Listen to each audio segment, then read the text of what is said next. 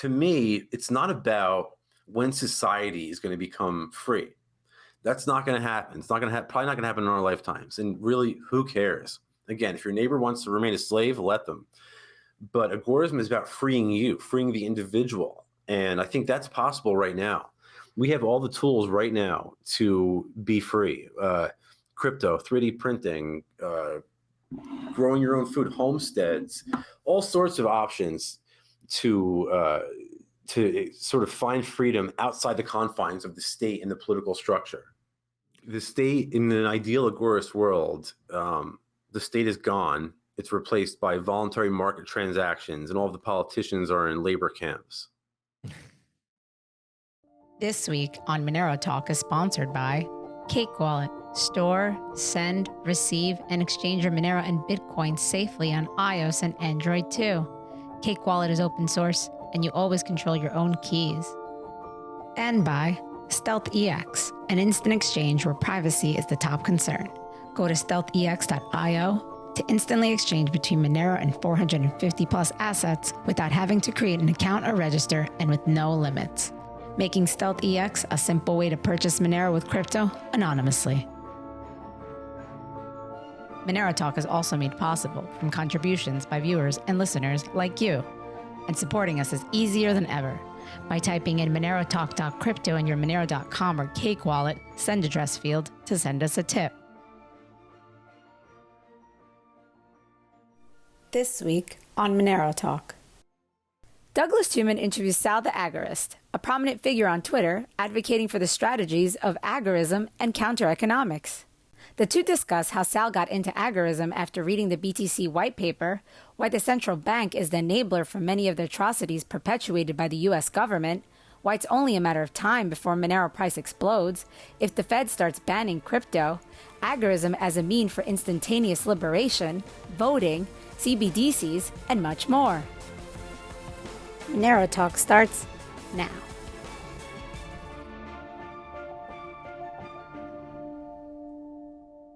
All right. Sal, thanks for coming on, man. Thanks for having me, man. So yeah, I've seen you around Twitter. You have like a shit ton of followers. I don't know how that happened, but yeah.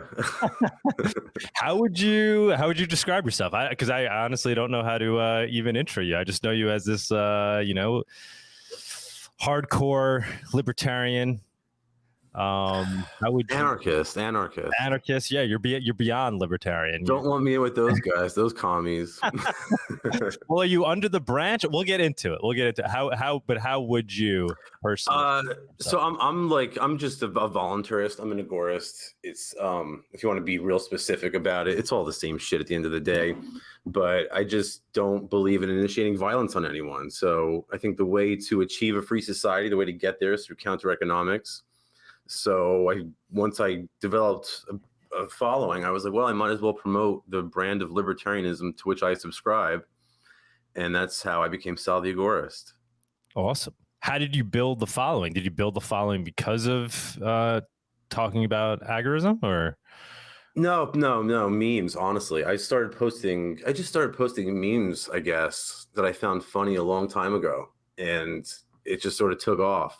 And it's sort of like therapy, you know what I mean? Because there's so much shit going on that you could just talk shit about, like, people on the internet. It was sort of therapeutic, but then it just sort of, blossomed. And usually I always ask, the opening question is, what was your path to Monero? But what was your path to agorism? If I had to pinpoint it, probably Bitcoin, probably the white paper. Okay. That was really what sort of, I was always like the libertarian, but I was in like the LP, and we were like knocking on doors and just wasting time. And one of like the biggest issues to me was always like the Federal Reserve and central banking. And we were just making no progress. Still, there's no progress being made towards ending the Fed, or even they can't even get an audit of the Fed passed, let alone end it. So once there was like an alternative, and I was like, oh my God, I can live without the Federal Reserve. I don't have to wait to pass legislation. I can just do this now. And that was the end of it. And then that exploded and sort of turned my life in a different direction. But yeah, and then one thing led to another, and I got into 3D printing and all sorts of other Agorist activities. And yeah, here we are. Now, were you already, before you discovered Bitcoin, you were already kind of, in the libertarian movement, right? Oh yeah, I was like a gold and silver bug before Bitcoin. I don't know if it was like 2008. The Ron Paul debates really sort of fucked me up. I don't know if I can curse on here, but like, Yeah, I was this. yeah, do whatever you. I was like a warmongering neoconservative, and I remember watching the debates, and I remember thinking like the only guy who makes any sense on that stage is the person who I'm supposed to think is crazy. Let me look more into him. And that's when I found like, well, his economic advisors are like two guys named Walter Block and Peter Schiff. And they were just describing the whole collapse of the system exactly as I saw it. And I was like, wow, this makes so much sense. So when Bitcoin came around, I was really sort of primed up for it. I was ready. And I had friends who were using it for nefarious purposes, and they sort of helped push me towards like getting involved and that sort of helped. But yeah. Did you get it, like understand it right out of the box? Like, was it like, from day one? Man. Really? Okay. Day one, yeah. No, because it was something you were kind of waiting for, right? Were you already, hoping for the advent of digital cash? Was like so badly. Like the problem with gold and silver was always, it can't be inflated. So that's why we were always like collecting it and using it. Like we would go to New Hampshire and Pork Fest, and we would be trading like silver coins for shit and stuff like that. But at the end of the day, it lacks what Carl Menger called temporal salability because it's easily confiscable. We know this because it's happened, right? Mm-hmm. FDR made it illegal by executive order by Fiat and just confiscated everyone's gold. So we know that can happen. And when like the idea of like you controlling it, you being your own bank is what really sort of appealed to me. Do you mind if I ask when you first kind of really got into it, or you don't have to give exact times, but I don't, honestly probably like 2012, 2013. Awesome. I know by 2013 I was in it. Like I go back, I look at my like wallet transactions, I want to like shoot myself in the face. But yeah, I was in it at that point.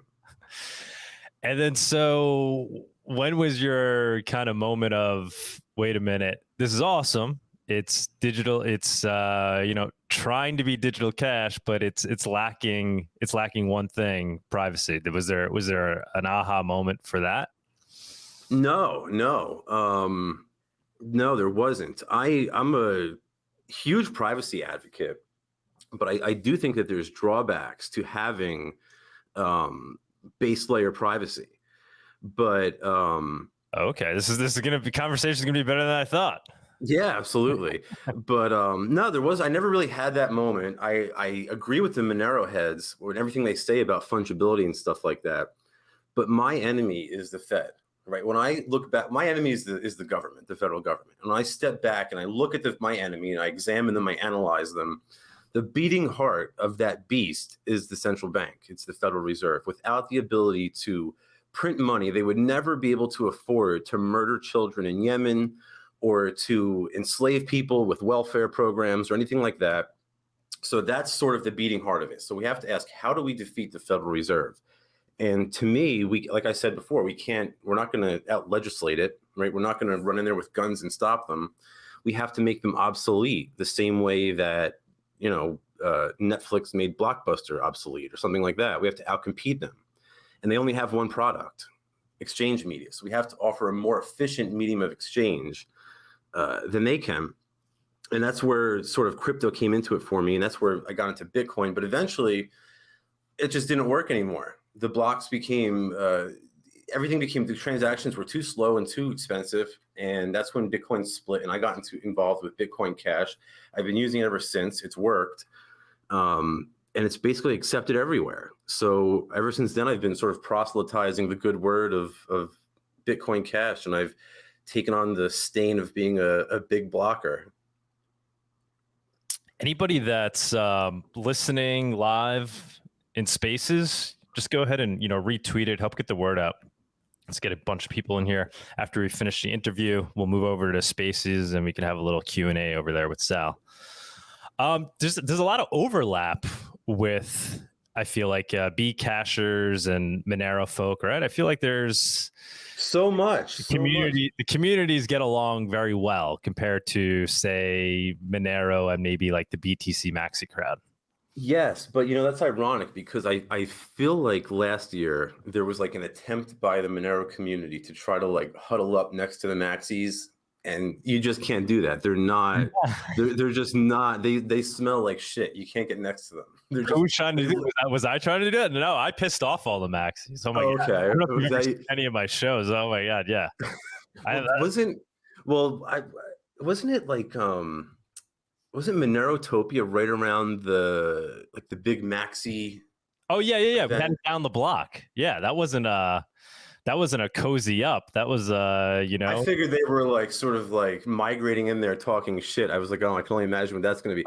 Actually, Raphael Laverde was like, oh, you should come, and I was like, dude, I'm not going to be welcome there. They're not going to like me. They're not going to want me there. At Monerotopia? Oh shit, we would have loved you there, man. Oh, because I figured there was going to be so many maximalists there. Oh no, there was no BTC Maxis. No shit. Okay. It was really all Monero. Like my reason for doing it there was because I wanted to grab guests. Monero curious people that'd be going to the Bitcoin conference. So not everybody's a BTC Maxi that goes. Smart move.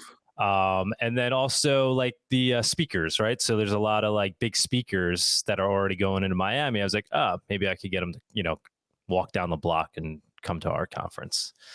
But yeah, this year we threw the whole thing out. Now we're doing it in Mexico City. So like we kind of got tired of the BTC Maxi scene, right? That it just gets overrun with the Maxis. So now we ran for the South. But yeah, where was I going with this? Yeah, no, but in terms of cozying up, I'm guilty of doing the opposite. Like I had Peter McCormick on the show, and I didn't even mean to, but I ended up giving him a very hard time, and he's since like hated me and attacked me and tried to kill me off.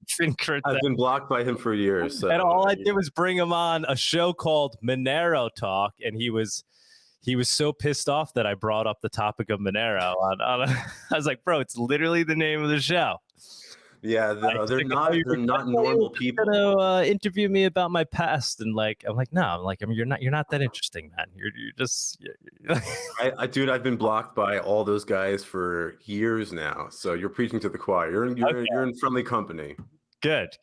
So wait, but you made a comment that, and I don't think you explained it. So you said you think basically the base layer should be transparent. So what's your reason? No, I don't. Okay. Well, let me explain myself a little bit more clearly. I'm an evangelist of Monero. I think it's a wonderful tool for counter economists. It's the only privacy coin that I recommend to people. I think most of the other ones are bullshit or are honey pots, to be honest with you. Monero is the only one that I still am confident in. But at the end of the day, again, our enemy is the Fed, and their one product is exchange media. So we have to have a more efficient medium of exchange. And I think that it's sort of an undeniable fact that base layer privacy, for better or worse, I think in this case, has been an obstacle to retail adoption or to mass adoption. Like none of the major exchanges will accept it, and very few retailers, none of those little crypto cards, the BitPay or Crypto.com cards will accept it because the government has sort of sanctioned it. And I do think there's an argument to be made that in the end, those features will win out. I do think that there's a good argument to be made for that. But in the immediate term, I think that if we're going to tell people to be your own bank and to stop using Federal Reserve notes, which is what Agorism is, it's going to be very difficult for them to live every day on all of their transactions using Monero. Whereas with something like Bitcoin Cash, it's a little bit easier. So what I say is I just want to understand, just because of the network effect, the liquidity of Bitcoin Cash, or literally because of its transparency, traceability, it makes it more usable? No, what I'm saying is that merchants and entrepreneurs and businessmen aren't accepting Monero as often as Bitcoin Cash or Bitcoin or some of the other whatever coin, I don't know. And I think the reason why is because base layer privacy is sort of like a red flag. And it's sort of like, yeah, and the government is like, don't fuck with those guys. Like, because I mean, what the IRS has like a reward for anybody who can crack Monero. right, So right. I mean, they've got their eyes on it. So I think it's absolutely, it's the best coin, the only coin to use for counter economic purposes. But if we're going to tell people stop using Federal Reserve notes today, like throw your dollars out the window, like and only use an alternative sound form of money, it would be very difficult for them to use Monero for every transaction. Like it'd be very difficult to do that at Starbucks. There's probably a way to do it, I'm sure. Yeah, you probably know more about it than I do. yeah. But I would imagine it's not as easy of a process as using loading up a crypto.com card or whatever. Yeah. Well, not as easy only because all tech isn't built out, but fundamentally it's just as easy. And currently we're pretty much there. I don't know if you use like Cake Wallet or anything like that. I mean, it's just as seamless as any Bitcoin wallet. I get what you're saying. Like maybe taboo, like where people are like, I don't want to mess with that. Like, even though it's not illegal, like people just be like, I don't want to get involved. I don't want to be, It's not even that. It's like, it's more like the Winklevoss twins thinking to themselves, well, hey, if we start to let people buy Monero, the SEC is going to come crashing down on our heads and destroy our business. So we better stay the fuck away from Monero. And I think that's happening a lot with a lot of major institutions. Not that I don't give a fuck about institutional adoption. I think it's been a sort of a bad thing for the movement, but I think that it's definitely has precluded some people, some businesses from adopting it. Yeah, and I guess there's arguments to be made as to why that's a feature, not a bug, right? So like because Agreed. of that, yes, maybe the initial on ramps were more difficult, but now it's forced Monero to build the ecosystem outside of the fiat system in a more organic way than Bitcoin, right? Because it's really it's less tethered than Bitcoin is to the fiat world. And so it's building out the infrastructure for that. And it's creating an environment where people are getting used to using it without these centralized exchanges, which is the ideal way to do it.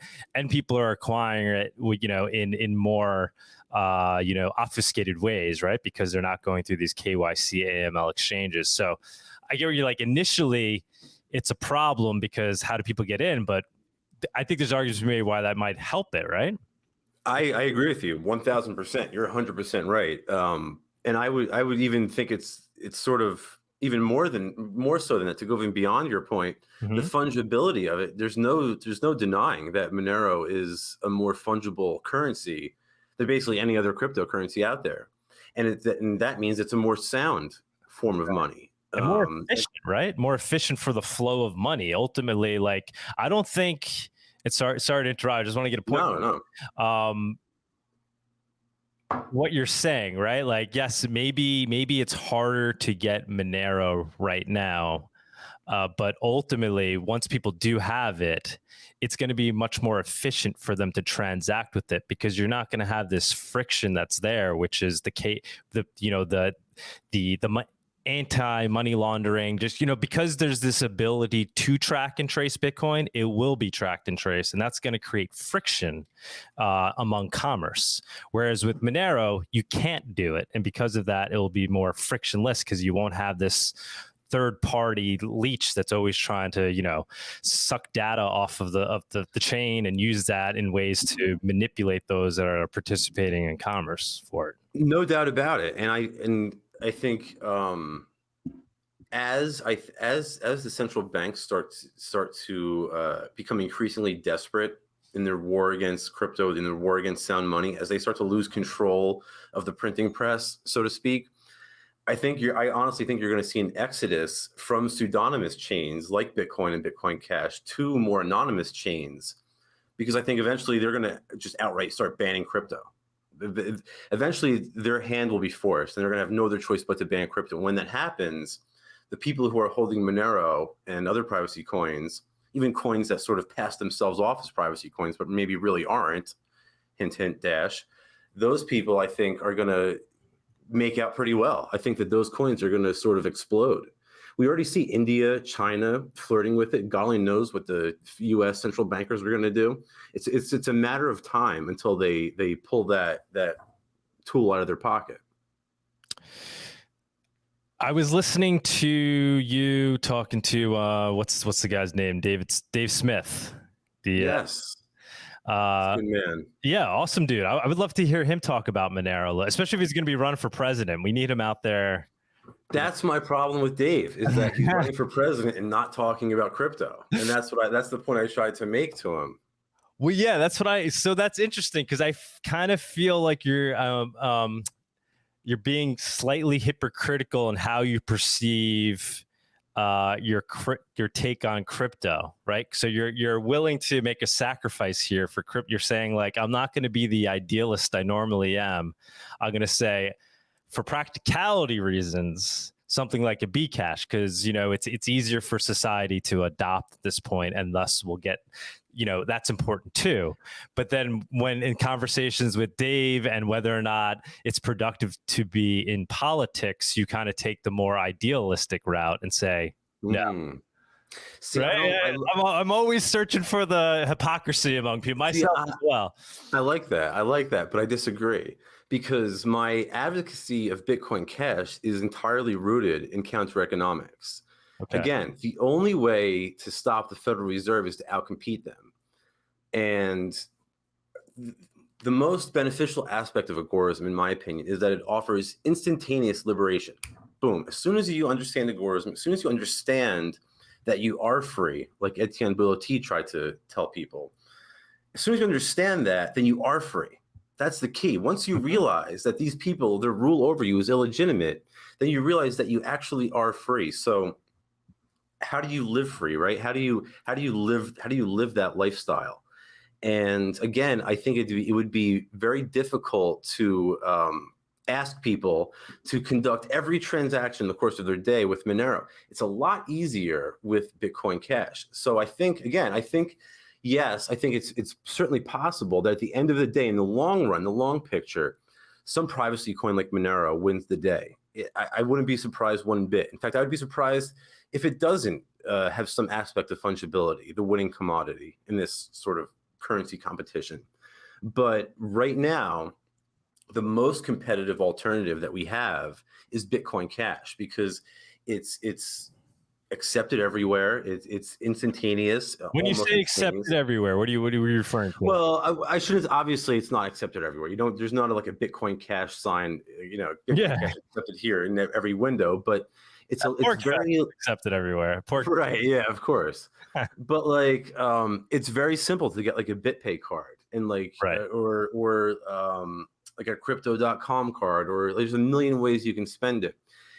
Again, I'm sure there are ways to do that with Monero, but there's Cake Pay. I don't know. Yeah, Cake Pay. I mean, has really gotten us pretty much right there, right? Because now that's integrated into Cake. You could anonymously buy a gift card in the moment at your time of purchase. So you go to Stone Cold or whatever ice cream shop, and your bill is $14.59. You could anonymously purchase a gift card on spot for that purchase and check out. That's where we were in Monero. That's where we were in Bitcoin, though, in like 2014. I know. You remember like Gift, like GYFT.com? Yeah. That was like the original version of the gift card. Yes. Thing. And I'm all about it. I think that that's a better way to live your life than to fund the murder of children you never heard of before in Yemen. I would absolutely prefer that. And I think that's preferable. Mm-hmm. But I think if we're going to try to sort of decrease demand for the dollar, I think it's a much easier sell to people to use Bitcoin Cash than it is to say, all right, well, here's this, you get Monero, but you have to go through this peer-to-peer exchange, and there's this, you got to make the purchase, and you get gift card money, and you got to move it to your app, and blah blah blah blah blah. It's like it's a little bit more liquid of a currency, I guess. Yeah, well, no, I mean, once you have it on your person, on your Cake wallet, It's just as seamless as, any other crypto. But I get what you're saying. Like, yeah, like once there's so if there was a Monero credit card, right, then you're saying you're kind of closer, right? But the real ideal is where people are accepting pure Monero, right? You're not buying a gift card. You're not going through a credit card company. That's the goal of any crypto. But I think that's where Monero is making more headway than anybody else, right? Because literally, where is crypto used more than anywhere else? On the dark market, right? Like where it's actually used for a purpose, right? Like, yeah, I could go to Cold Stone Ice Cream and I could effectively buy it with Monero, but there's really no reason for me to do that, right? I mean, there is, I get whatever, a certain percentage back, right? It's cheaper. And, the government can't peer into my transaction.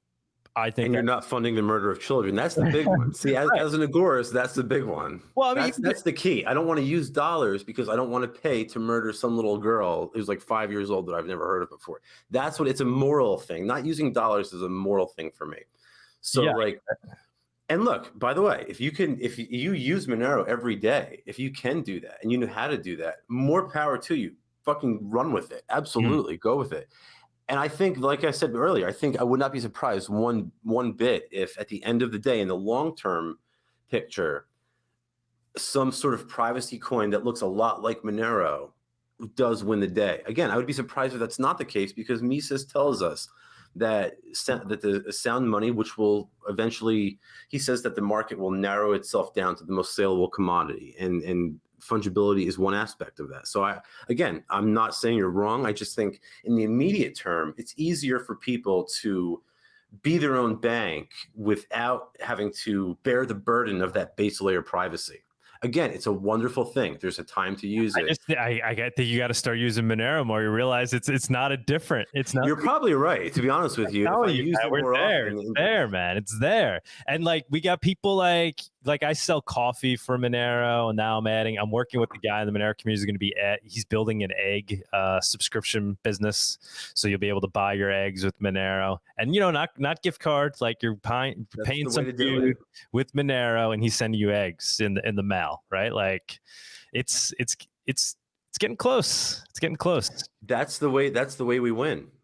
Oh, that's the way we win is when merchants start accepting it directly, and eventually they will have no reason to. Why would you accept a commodity like the US dollar that's losing value when you could accept something that's gaining value that can't be confiscated? So I think it's an inevitability. Now, your underlying point is Bcash or whatever it is, the easiest crypto to use because at least I'm not using fiat. And I totally agree with that. And that's like how you can make the biggest impact, right? By not participating in fiat. Right, and propelling. So basically, it's don't participate in fiat. This is the most efficient medium of exchange we have. Mm-hmm. So this is what you should use. But if you can use something else, look, if you're more comfortable using Dogecoin or Ron Paul coin or Peercoin or something, use that. I don't think Peercoin's around anymore, but you get my point. The other point I want to make. So like privacy isn't just great because of the fungibility, right? And that obviously I think that is the most important reason, but it's also security and not being able to have your transactions surveilled by governments, and ultimately for the security, not just of yourself, right? Like you said, the unconfiscatability of Bitcoin is what's, one of the most important things about it.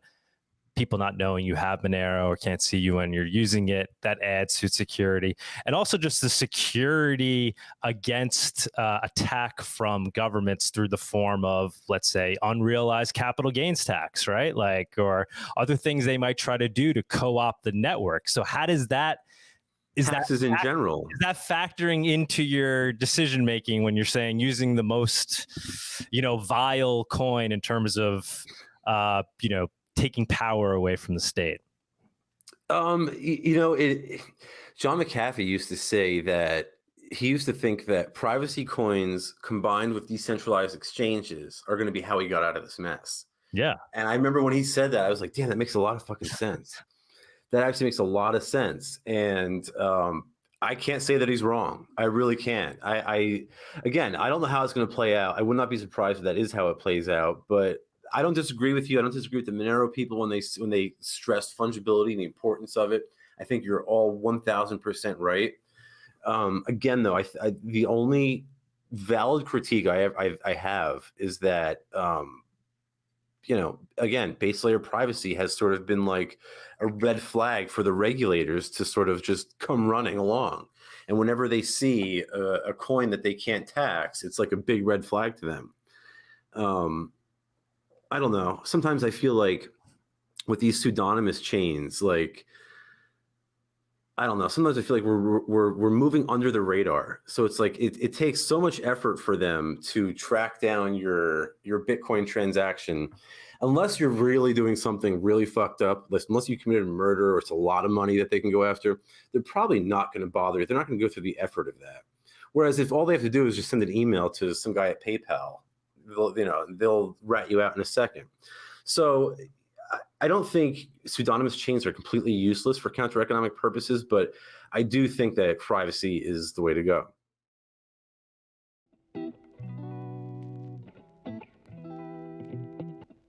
Do you love coffee and Monero as much as we do? Consider making gratuitous.org your daily cup. Pay with Monero for premium fresh beans, and if you like what you taste, send a digital cash tip directly to the Guatemalan farmers that made it possible.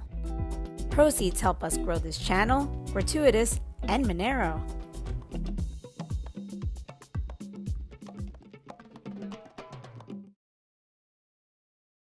And a lot of these second layer solutions that you see are bullshit. I mean, they're good. Don't get me wrong. It's better than nothing, like the coin mixers and stuff like that. But it is preferable for counter-economic purposes to have it on the base layer. 100%.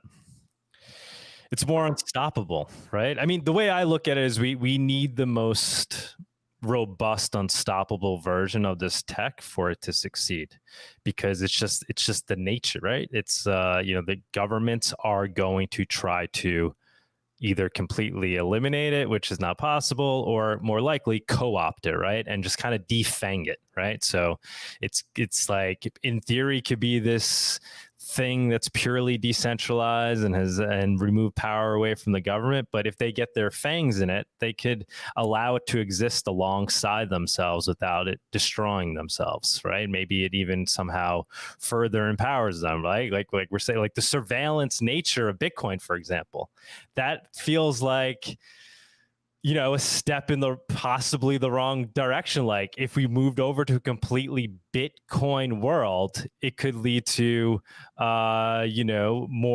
ultimately more perfect surveillance of society. I mean, they're already surveilling your debit cards and your credit cards. Like they can't get a better tool. Yeah, but we're not literally at the point where we're saying, all right, entire world, let's all use one ledger and put all our transactions there, and we could all look at it. I mean, aren't we? We're all using USD, aren't we? I mean, well, yeah, we're on like the Visa network, but there's still cash, right? There's a lot of cash that gets passed around, and that's off. That's not the tech. Oh yeah, yeah, absolutely. So the wet dream is eliminate cash. We go all digital, right? Governments are loving this, right? Oh, and we'll get them on CBDCs, or we'll get them all on surveillance coin. Well, I think that's the end game. Is that they want the CBDCs are really sort of designed to sort of target the inflationary stimulus. So like you'll get like a little notification on your phone, ding ding, you've received $2,000 from Joe Biden, and it's going to say, but you can't spend it at Coinbase, you can't spend it at the gun store. You can't buy gold and silver with it. You have to go to Target. You have to go to the movies. You have to go out to the restaurant. You have to consume. You have to sort of keep that service sector economy going. That's what the CBDCs are all about. And, at the end of the day, I'm very confident that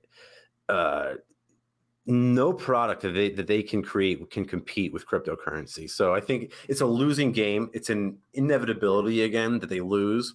They know it. Everybody paying attention. Everyone who's not an economic illiterate knows that it's inevitability, and everyone should be planning accordingly. I've been telling everybody for 10 years now, almost. Yeah, I don't know, but we just came out of, well, COVID's not even over, right? It's still going on. And I mean, we saw what 98% of the society did. They just went along with it, right? So that's what scares me about CBDCs is, yes, it's so obvious that, but that's the beauty. Better, but people, Yeah, but you know what though? That's the beauty of agorism, because it's like you can't free everyone, but why should you? Like, who cares if your neighbor wants to get vaccinated and wear a mask 24/7 for the rest of his life? Have at it. You know what I mean? With agorism, it's all about like What is the comes down to definition? What is the definition of it? My definition, the one that I use, is I just tell people it's a unique form of entrepreneurship in which we seek not only profits, but also disruption, state disruption.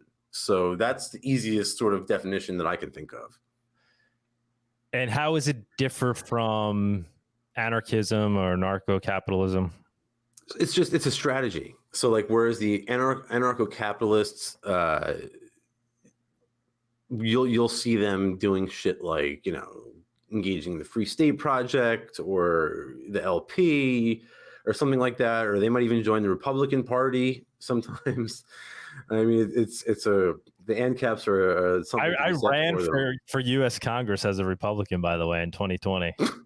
No shit. I actually almost won, man. U.S. in no shit. Yeah. What district? If I would have ran again, I would have won. The guy. It was a district that's been historically Democratic for like the last, I don't know, 40 years, like forever. No shit. Yeah, and now a Republican just won this year in the same. Yeah. I'm going to be honest with you. I'm glad that you didn't win, because you're more effective for the cause of liberty. I don't know what you're doing. Man. Imagine, dude. I can't look how many Twitter subscribers I've been on here talking about Monero since 2017. Okay. I have how many people have listened Twitter to your subscribers than like Joe Schmo Crypto, who started an account like in 2020 and just started talking about BTC maximalism and like. That's okay though. That's all right though, man. It's no, but my point is, like, imagine how effective I'd be if I was elected to Congress, right? I mean, you have a huge platform, Yeah, of lobbyists. You have a huge platform. You have the media, entrenched interests. You have the media. You have, They're not gonna. Do you think that CNN is gonna give Monero time on air? Hell no, they would never. Not in a million years. You're out there on the floor of Congress, man. You're saying, like it's. Dude, you would be censored. You would be censored so quick. They would have you. You would be kicked off of every committee. They wouldn't. You would be nowhere near the Financial Services Committee. They would put you on like the Committee for Fish and Wildlife or something like that, and resign you to obscurity or something like that. And if you really became a problem, they would make you the ambassador to like Papua New Guinea or something. The system is rigged against us, and there's no way that we can defeat it from the inside. This is the only way, through counter economics. Yeah, man. You're talking to somebody who walked the walk, and I disagree. I'm too early. I think Monero I'm out here like a maniac for Monero, because I've like literally boiled it down to what is the most impactful thing I could do to try to increase the liberty index in the world. Like that's my mission, right? I think by spreading Monero, that like there's nothing that can do it better than that. But things like running for high office, I think it helps. It helps. It's like you had the opposite thought.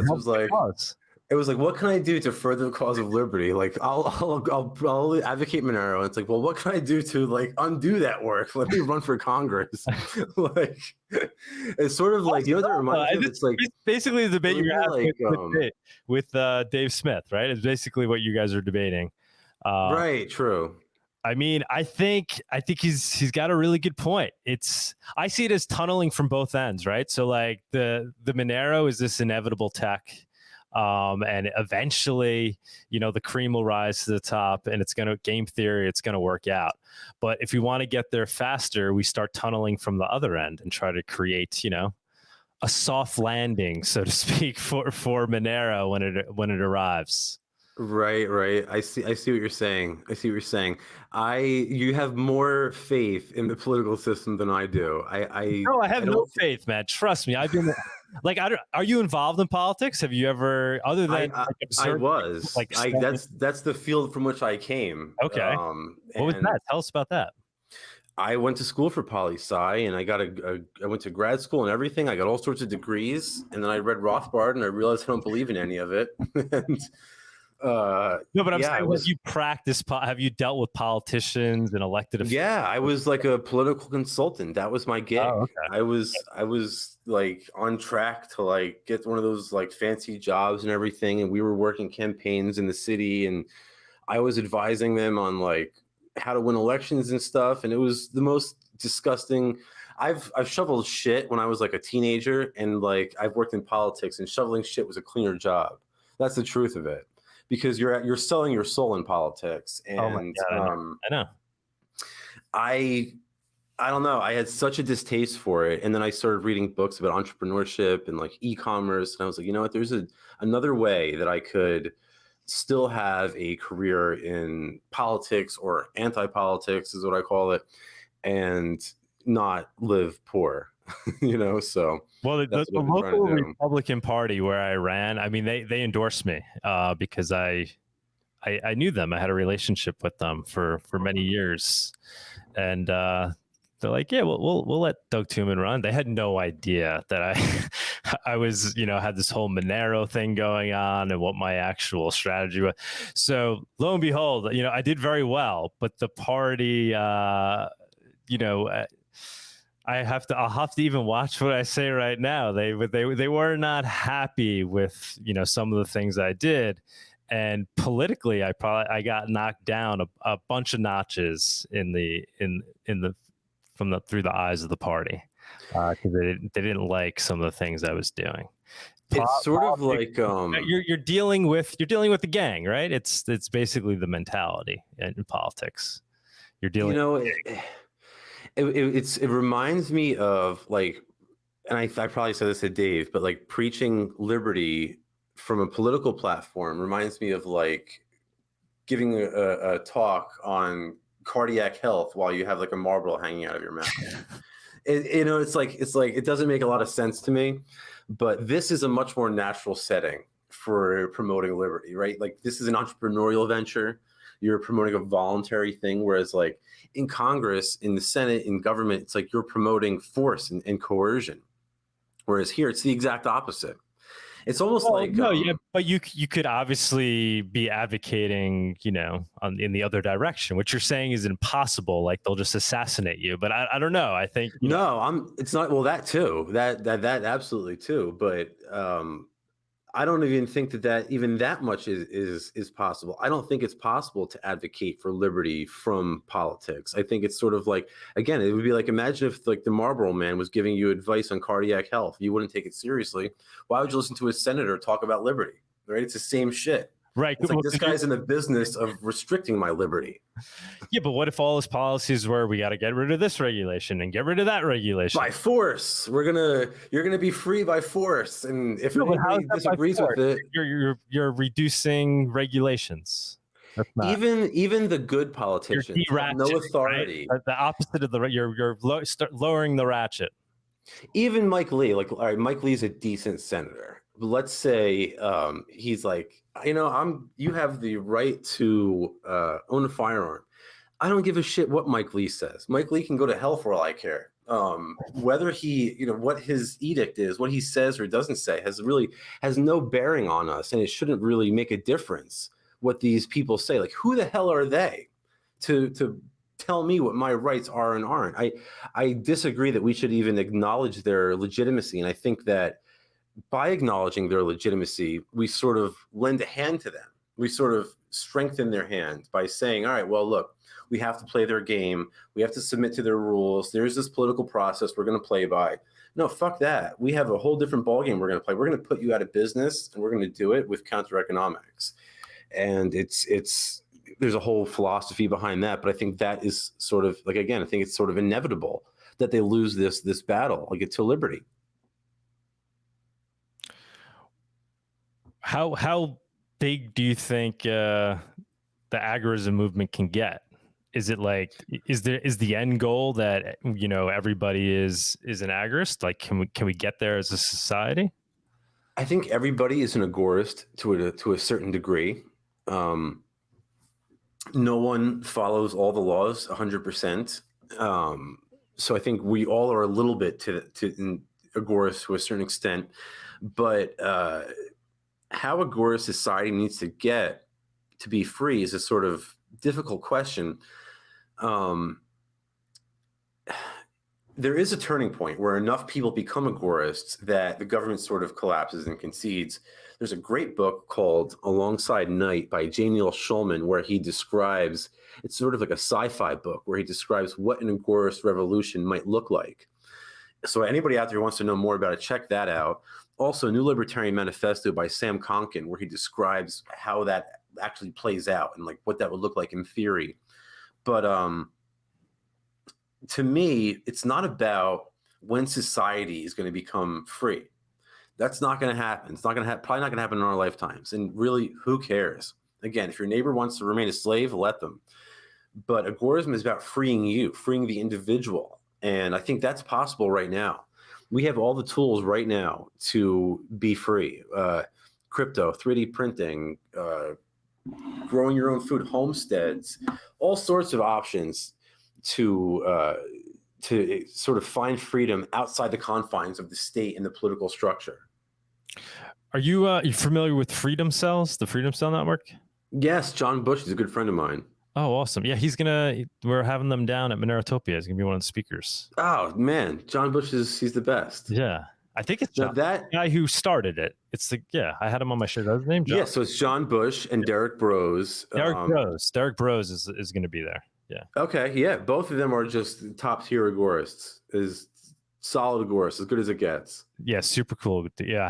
I interviewed him. He was very, very cool guy. Derek. Yeah. He's wonderful. So are you helping to grow the freedom? You think that's like one of the ways we get there faster? Like you're saying all the tools are there. What can people do today to start, opting out? My biggest thing is to be your own bank. That's the key. Like, again, the biggest problem we have is the Fed, and the biggest way to get free is to be your own bank. If you can do that with Monero, do it. If you can do that with Ron Paul coin or Dogecoin or Bitcoin Cash or Bitcoin or Litecoin, whatever, do it. Just stop using Federal Reserve notes. Stop funding the murder of children you never heard of. That's sort of the key. I also tell people, get yourself a 3D printer and start growing your own food, because I think that those two things will come in handy very soon. And I think we already saw that with COVID. They were sort of, shutting down grocery stores and shit like that. And, you see people, we have 3D printed guns being used in war zones nowadays. That's coming here eventually. How long? Who knows? But we better get ready now. Yeah, one of the cool things with Monero too is, something we didn't talk about really, is the way it's mined, right? So it's CPU mined. So that's like another way to opt out, right? Because anybody with access to electricity can acquire Monero, right? Right. Which with Bitcoin you really can't, because it's ASIC mined, so you can't even really compete. But if you, good point. Anybody in the world in which everybody has access to a CPU, right? So. It's another, it kind of ties into the agorism side of it, if you think about it. Oh, for sure. Yeah. Monero is one of the best tools agorists have, and they've been using it since it came out for counter-economic purposes. There's a huge crossover between agorists and Monero, the Monero community out there. Do you see the dark markets growing a lot larger, like, becoming a larger percentage of capitalism? No doubt. I think the list of prohibited substances is growing exponentially by the day. So the more shit that they make illegal, the more incentivized people are to use dark markets. Do you think the government's gonna, slam it down? And obviously, look what they did to Ross, right? That slowed it down a little bit, but ultimately it's bigger. They can't stop it. They can't stop it. It's like trying to stop an avalanche. It's like standing in front of an avalanche like this. It's like it's not going to do anything. There's nothing they can do to stop it. They know it. We know it. We know that they know it. So it's just sort of a matter of time. But again, I think the people who become their own bank today are going to be like the sort of the landed class, the nobility of the future. They're going to be the ones who are ready for it. Not only that, but also the entrepreneurs who incorporate the currencies of the future into their business. I think those people, the future belongs to them. Those are the homesteaders of the future. Yeah, that's Pioneers, yeah. pioneers. Yeah, it's a good way of putting it, man. What resources do you recommend? So other than like Freedom Cells, like For Agorism, yeah. so I've got a book called Anti-Politics, which is like meant to be the sort of basic primer for Agorism. If you're interested in Agorism, that's where you want to start, is Anti-Politics. But there's also other books out there. Again, New Libertarian Manifesto by Sam Konkin is sort of, that's our book. That's like our Bible, not to blaspheme for the Christians, but also the Agorist Primer is another book by Konkin, and Alongside Night, which is the sci-fi book that sort of describes what an Agorist revolution looks like. They even made a terrible movie based on the book featuring Kevin Sorbo. So, and you can watch it online for free. So if anybody out there is bored and Wait, what's the name of the movie? Alongside Night. Okay. The movie's awful. The book is so much better than the movie. Just it sounds like an entertaining thing to watch, though. Is it decent or is it just like horrible? It's an awful movie. It's an awful movie. The book is wonderful. The story is great, but the movie's just, they didn't capture it. I don't know much. Can you tell us more about like what's his name? Konkin, right?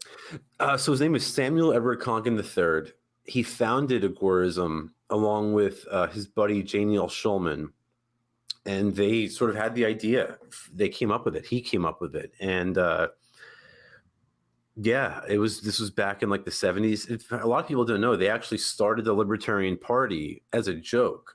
Like the first Libertarian Party affiliate was started by the Agorists in California as a joke, because like who would, to have a political party for libertarians was laughable. And like they went on the ballot and they were all laughing. It was a good time.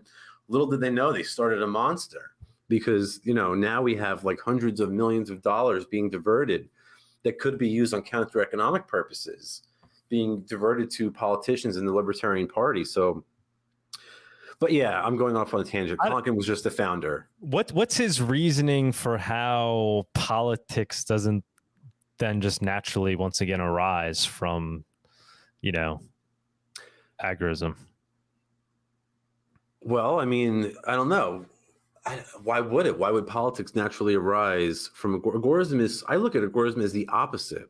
I look at politics and economics as diametrically opposed to one another, almost like the opposite sides of the same coin. It's like everything that happens in the market is voluntary and good. Everything that happens in politics is coerced and bad. But is it politics? That's government, right? But you're saying like that's a product of politics or government? Obviously. Well, it's one and the same. It's one and the same. Like any political party or political actor is necessarily de jure part of the state apparatus. Right. So in this ideal world, like if we were to get to some extreme version, what you just see the state no longer existing at all, or there's just some much weaker form of it that's still? Oh no, they're the state in an ideal agorist world. The state is gone. It's replaced by voluntary market transactions, and all of the politicians are in labor camps. But how you who's the politician or not? I mean, like okay, this is tell me more, man. Tell us what's going on. So essentially, like it's anarchism. It's anarchism. No rulers, and the politicians the people who steal your money and send your kids to death, they have to be punished somehow. And we don't believe in initiatory coercion. The only rights you have are property rights. So any crime that you commit can be paid back vis-a-vis making your victim whole by restitution. So we think that could apply to politicians too. Why not send them to work-based restitution camps where they can work off their debt to society? And that's where they would be in an agorist after the agorist revolution. But yeah, no, we like don't. Who would collectively be deciding to put them, in these camps? Isn't that a government at that point? No, of course not. It would be based off of just normal a judicial process. Like the non-aggression principle is what rules the day. right? You don't have the right to aggress upon another person or their property. Mm-hmm. So if you do that, then that would be the only rule that governs society, and that would be adopted sort of voluntarily. There's a great book, again, not to keep deferring to books, but Chaos Theory by Bob Murphy, where he describes how a lot of the intricacies of a free society would work. But yeah, no, it would all be voluntary.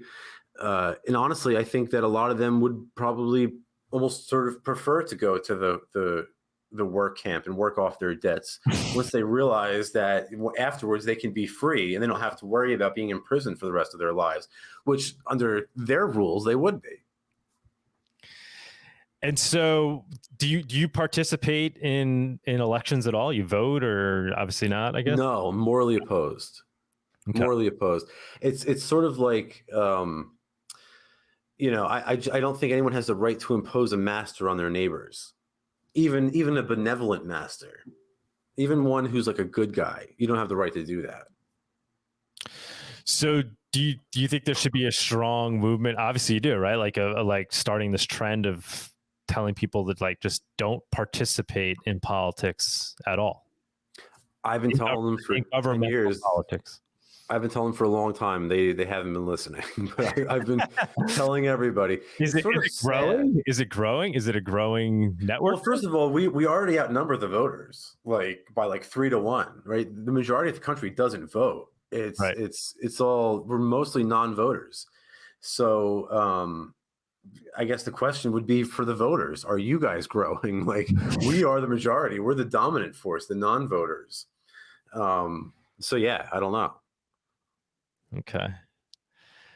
This is going to be good. Can you hang around for a little bit for the Q&A? Yeah, absolutely. Awesome. Yeah, let's we got some good people in there, so they're going to be throwing some good stuff at you. I haven't even been looking.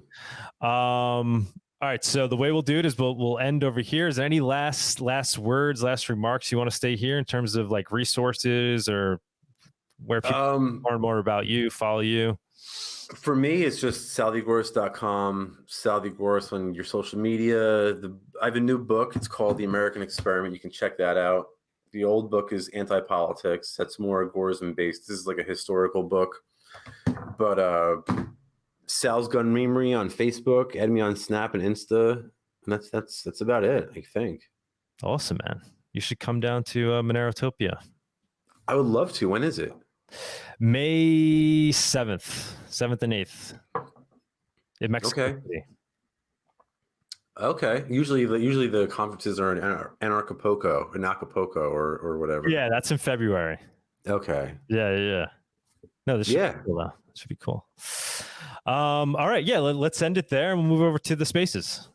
You got it. Thanks, man. All right, man. See you over there. So yeah, anybody that wants to jump up and ask a question, please do. Please request to speak. Hey, Nick, how's it going on? Pretty well. Greetings from Australia. I have literally 2 minutes before I have to be in a meeting, so wanted to jump on. Sal, great to hear the conversation. Long-time follower, big respect. So, guys, I got a question for Sal. I'm just really curious to get your kind of long-term. You've been walking the walk as an agorist for a while. I wonder what your thoughts are on, would you, as an entrepreneur, would you still want to accept fiat? And if not, do you feel that kind of fully exiting the fiat system, does that limit your opportunity for kind of business growth? Do you feel like staying totally out of the fiat system, in order to not have the authorities come down on you and crush you, do you have to kind of avoid growing too big or being too successful? If you were going to do $1 million a year in turnover, is that going to raise too many questions and you've got to stay small? Any thoughts or reflections you have on that as someone who's genuinely doing it with the 3D printers and things?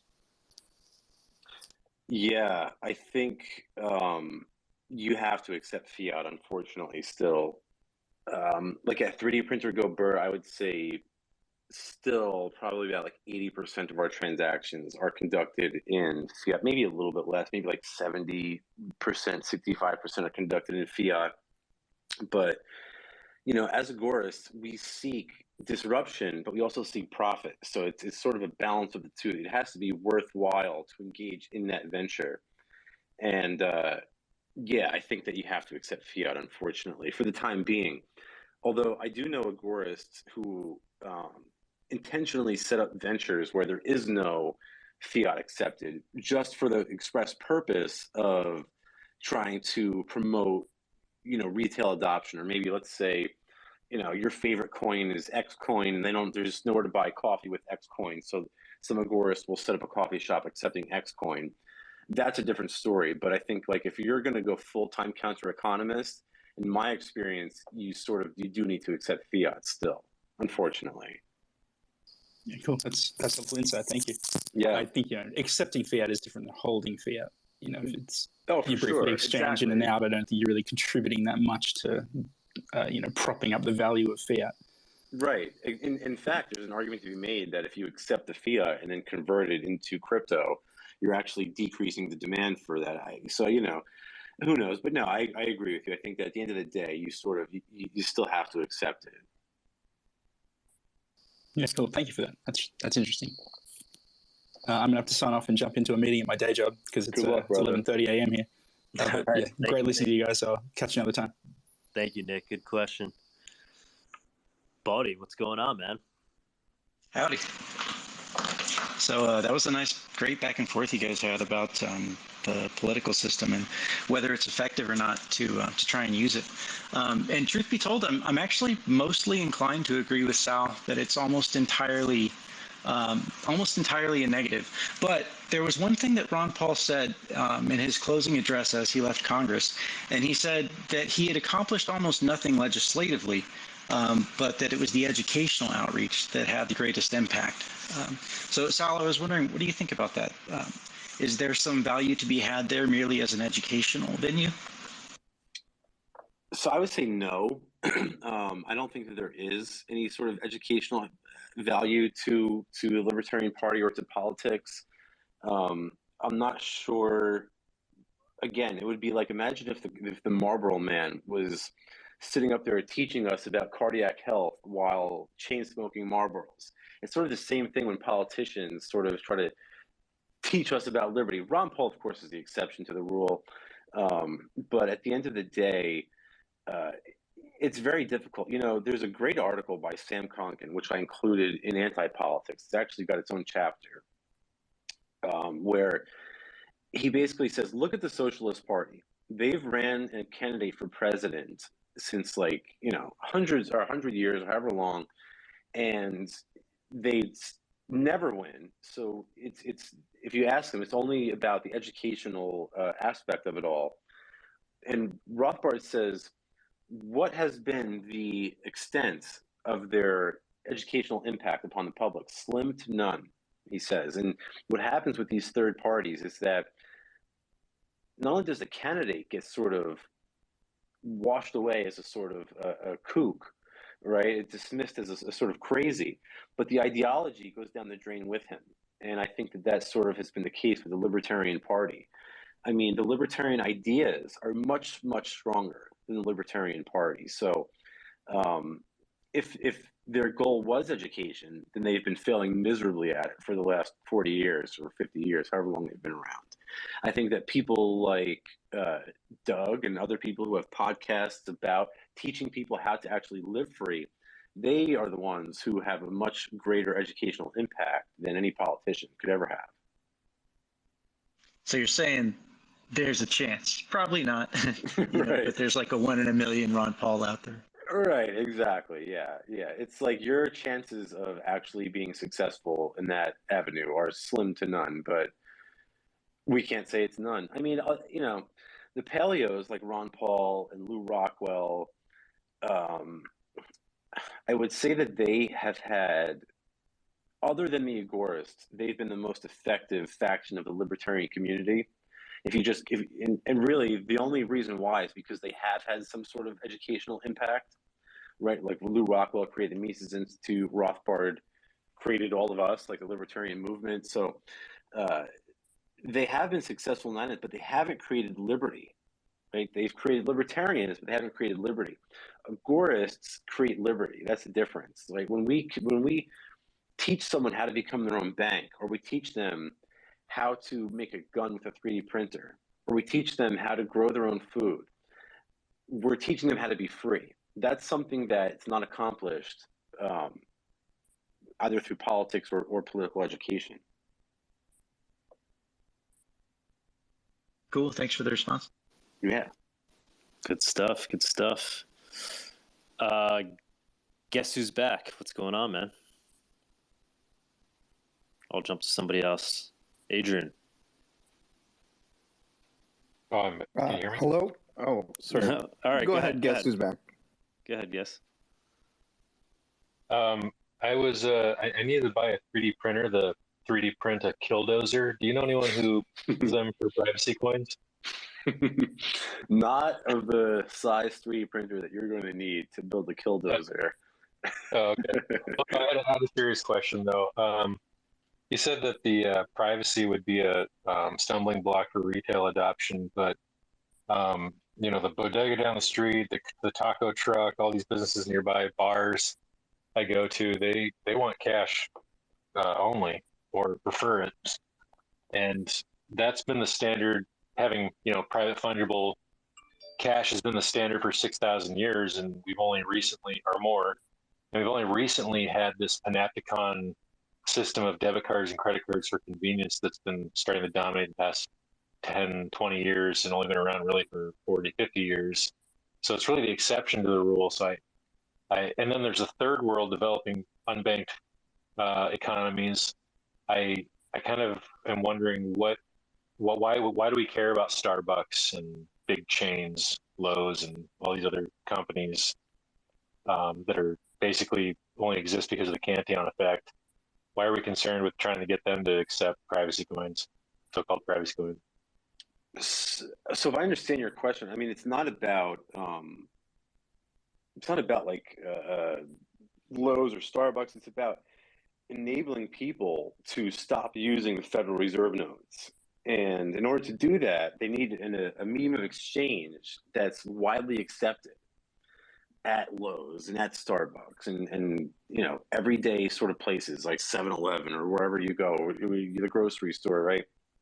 So they're not accepting any crypto directly, as far as I know. If there is one, please let me know. I'll go shop there. But I think that there are tools that make it easier for us to use in those sort of everyday transactions. It's super easy to do that with Bitcoin Cash. Doug has a couple ways you can do that with Monero.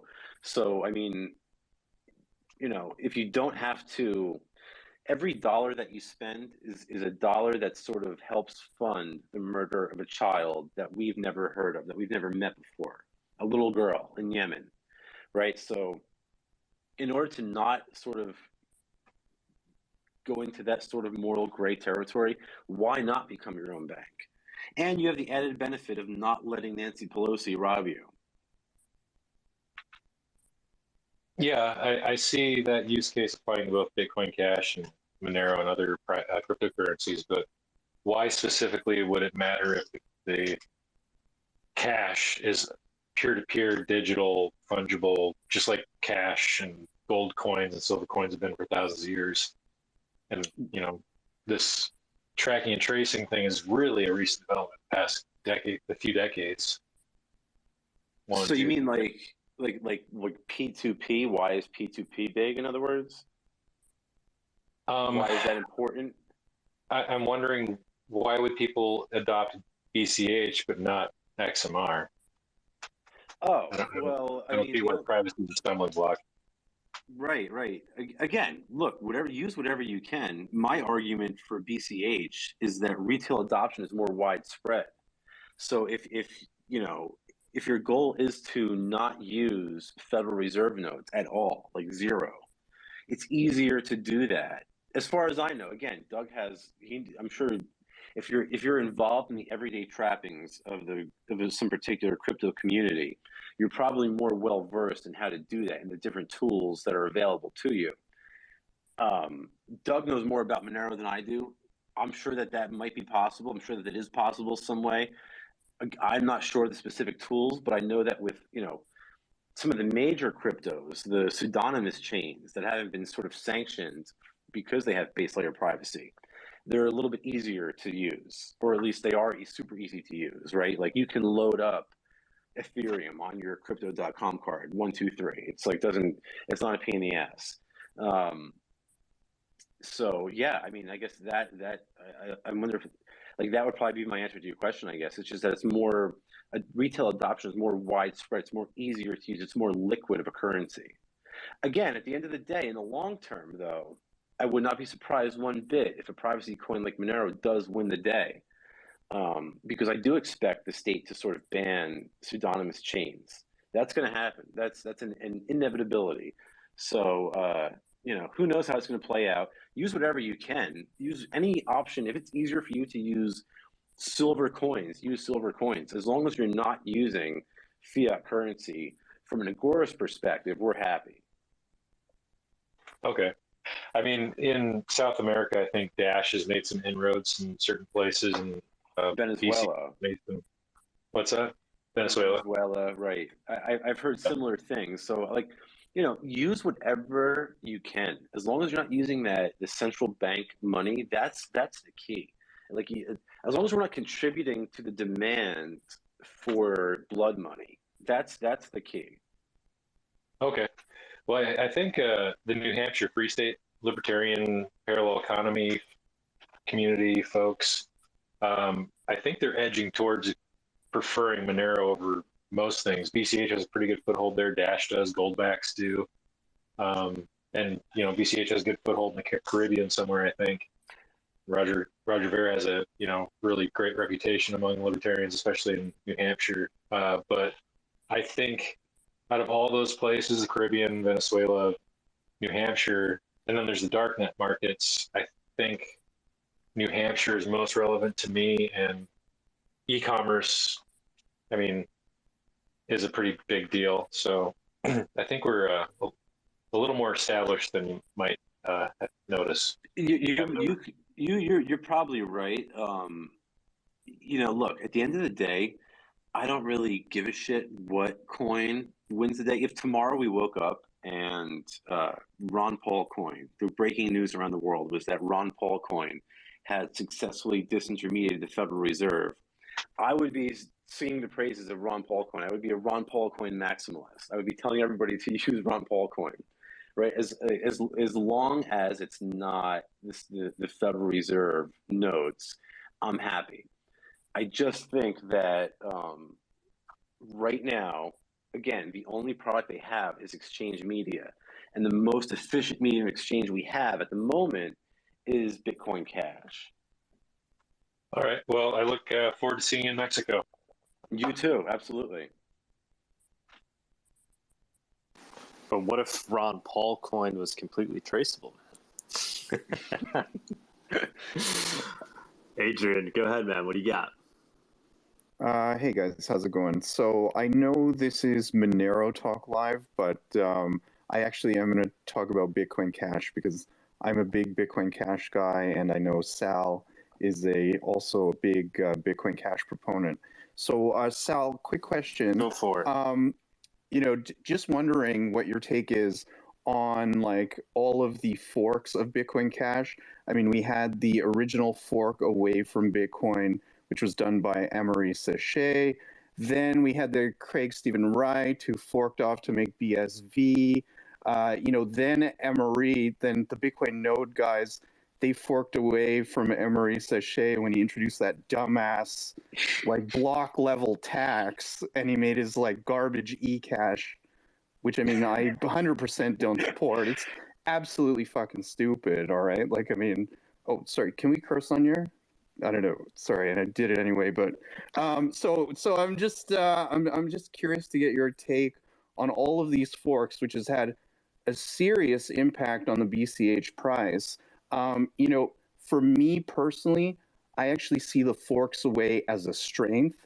The fact that the incumbent dev team of Emery, when he makes a dumb move, he's going to get forked out of it and lose the BCH symbol. BCH continues on.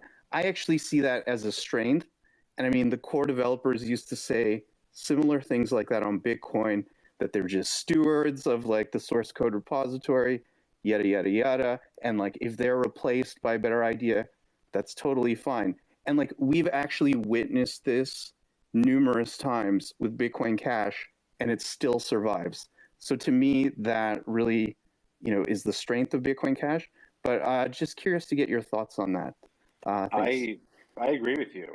I agree with you 100%. I think you're right. I think it's a strength. And I see in the chat some friends of BSV and friends of Amari's. So I'm not going to talk too much shit.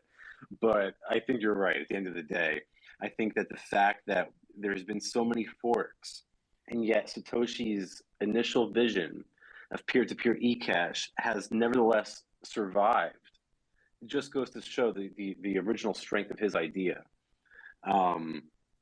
That's not to say that those forks, or at least one or two of them, aren't without merit, or that, I'm not a fan of what Amari did, but I do see the logic in having giant blocks like BSV. At the end of the day, even that, though, has sort of cut into the retail adoption, which is why I still prefer BCH. But I think you're right. I think that having all of these forks and nevertheless seeing that Satoshi's vision, to use a pun, has sort of remained with Bitcoin Cash, it's reassuring. And as far as the price goes, like all these things, all these forks cutting into the price, who cares? Who gives a shit, right? Like anybody who's not economically illiterate knows that a currency as volatile as a cryptocurrency is not suitable to be used as a store of value. The people who were duped by the scammers, Saifedean and Moose, they lost all their money, unfortunately. I tried to warn them. They called me all sorts of names when I did warn them, but that ship has sailed. But whether Bitcoin Cash or Monero or whatever coin you're using is worth $1 or worth $1 million is irrelevant if you're only using it as a sort of everyday medium of exchange. Like, whether it's $1 or $1 million, I'm still going to use it instead of Federal Reserve notes. I'm still going to be out there buying coffee, and I'm going to go to Home Depot, and I got to get gas. I'm going to buy shit. Like, I'm going to be using Bitcoin Cash for that, regardless of the price. When the price is high, my life is a lot better, obviously.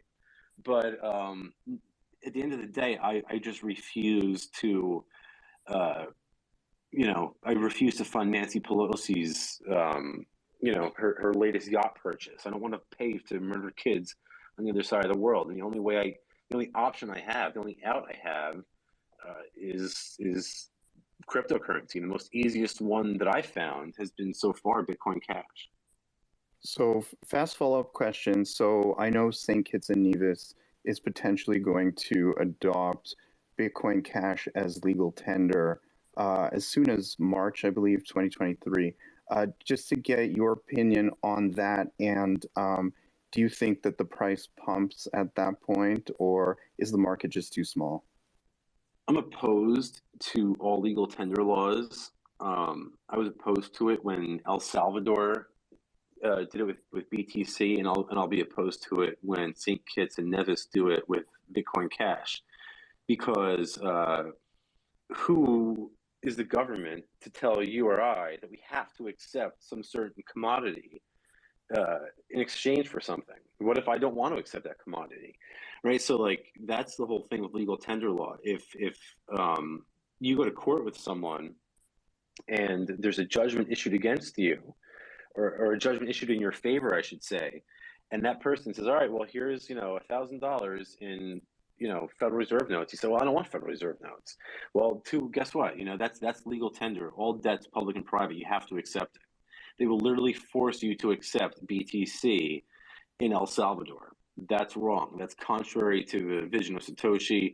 It never should be the case. And I know a lot of people, friends of mine, have worked very hard to get Bitcoin Cash where it is in the Caribbean, and I just can't get behind it. At the end of the day, I'm loyal to voluntarism. The only reason I'm interested in crypto is because I'm a voluntarist, and that's crypto is a sort of a means to an end, a way to get to a free society. So legal tender laws have no place in a free society. So, Nice, man. Do you think it pumps though? Like, does it? But does it? Yeah, pump? I mean, where it's like, He's like, yeah. Your principles, whatever. Am I gonna make money? that's. I'm just that's- curious. That's the whole thing, though. It's like, to me, it's not an investment. It's crypto isn't. It shouldn't be looked at as a way to get rich. If you're looking at crypto as like, am I going to make money? You're probably fucked because it's probably not going to work out the way you want it to work out. What I've found is if you believe in the technology and you just hold fast to your principles and you're right, which I think we are, if you're economically right, if you're the economics, the science of economics is behind you, which it is, right? Read Mises, Menger, Rothbard, then it's sort of an inevitability that we're going to make money. And that happened, right? That happens. Just by outcompeting the Federal Reserve, crypto has blown up since its inception. So, anybody who's been in crypto for a long time can tell you we've done fairly well with it. I love being 100% Monero. Feels good. You guys have done particularly well in this little downturn. Adrian, I gotta ask, what's your take on Monero? Maybe from like a technological standpoint, like what do you think of the dynamic block size, the tail emission, the default privacy? I think it's kind of interesting. It's interesting that it doesn't have a UTXO set. It just has a TXO set. Yeah, I like the scalability of the blocks. I mined it briefly myself in, 2016, just on my computer. Yeah, it's actually quite interesting. But again, like I'm more of a Bitcoin I'm more of a Bitcoin Cash guy, but I mean, I do still have Bitcoin. So, I mean, those are my two main, cryptocurrencies that I'm interested in. So, but yeah, Monero, I've got no problems with it. I think it's actually very, very interesting. I just find it a bit difficult to acquire it. So I tend to stick with like Bitcoin Cash and I guess to a lesser degree Bitcoin. There's some good instant exchanges now, a lot of them, where you could easily swap between. What's a good exchange, Doug? Which one do you recommend? Well, I don't really use them to be honest. But yeah, so where do you get your Monero then? Just people pay you for it? Yeah. That's the best way to get it. Yeah. If you're looking to move a big amount, Kraken is a pretty solid option. Isn't that who owns Kraken again? Jesse Powell was the CEO, but he recently relinquished his spot to somebody else. Okay, gotcha. I recommend those P2P exchanges just because you can avoid that KYC shit. But I understand sometimes it's easier. Yeah, if you're trying to move from Fiat into Monero and you're trying to move a lot of it, like say 100,000 or more, I would definitely personally go with Kraken. There's a lot of regulations there. They have an OTC desk. You could hypothetically kind of do it slowly with something like local Monero. And I believe there's protection mechanisms built in there as well. But, Kraken is actually a corporation, and it does seem like they have tried pretty hard, more than most of these corporations, to be compliant with the regulations. Actually, that, if I might, I'll try not to rant too long, but there was one thing that I kind of wanted to address. And I don't think that privacy has been the problem with exchanges not listing Monero. In fact, to the contrary, it seems like most of these exchanges have actually been quite willing to break the law for a number of different things. Like we could point to FTX as being an obvious case, but even Coinbase, they were fined by the CFTC last year for allowing a certain Litecoin developer to create wash trading bots on Coinbase. They've listed all kinds of stuff that was questionably legal. They tried to go up against the SEC pretty recently. It doesn't seem to me like they were all that reticent to do things that were illegal. But and then the other thing too is that Jesse Powell, the CEO of Kraken until very recently, Last year, he said that they were under no regulatory pressure regarding Monero. Now that changed, I think, in the United Kingdom, but as far as the United States, that he was just under no regulatory pressure. So I don't think that the issue is that privacy is preventing these guys from listing coins. They've been very willing to break all kinds of regulations and laws. Personally, I think the problem is that they didn't get it for free. They didn't have, so Monero kept out ASICs, except for a couple of very short time frames. There was no ASICs that mined for Monero, so there was no centralization of the supply in that form. There was no pre-mine, no insta-mine, stuff like that. So personally, I think that it has a lot more to do with the exchanges not having gotten it for free, so they can't make a profit. And then, of course, the fact that chain analysis is a $10 billion industry. So, Monero disrupts that industry. So, sorry, not so much a question, a bit of a rant. But that doesn't explain why BitPay or Crypto.com or any of these other sort of payment processors that have sort of sidled up to cryptocurrency in the last 2 years, none of them have jumped on board. And I would be surprised if the reason why was not like the SEC sort of giving them the evil eye, or the IRS or the FTC or FINRA giving them the evil eye and being like, you know what, if you fuck with Monero, we don't like Monero because we can't see what people are up to. If you go down that road, we're going to come down heavy on you. And it would be surprising to me if like the major exchanges, like, I mean, you have to think about it. Like if you're the Winklevoss twins, you have billions of dollars at stake. Like, the $1 million of Monero transactions you're going to sell over the course of the next year are probably not worth risking your good relationship with the SEC that you've paid hundreds of thousands of dollars to people to sort of cultivate. So I don't know. You might be right. I'm not sure. But at the end of the day, it doesn't change the fact that it's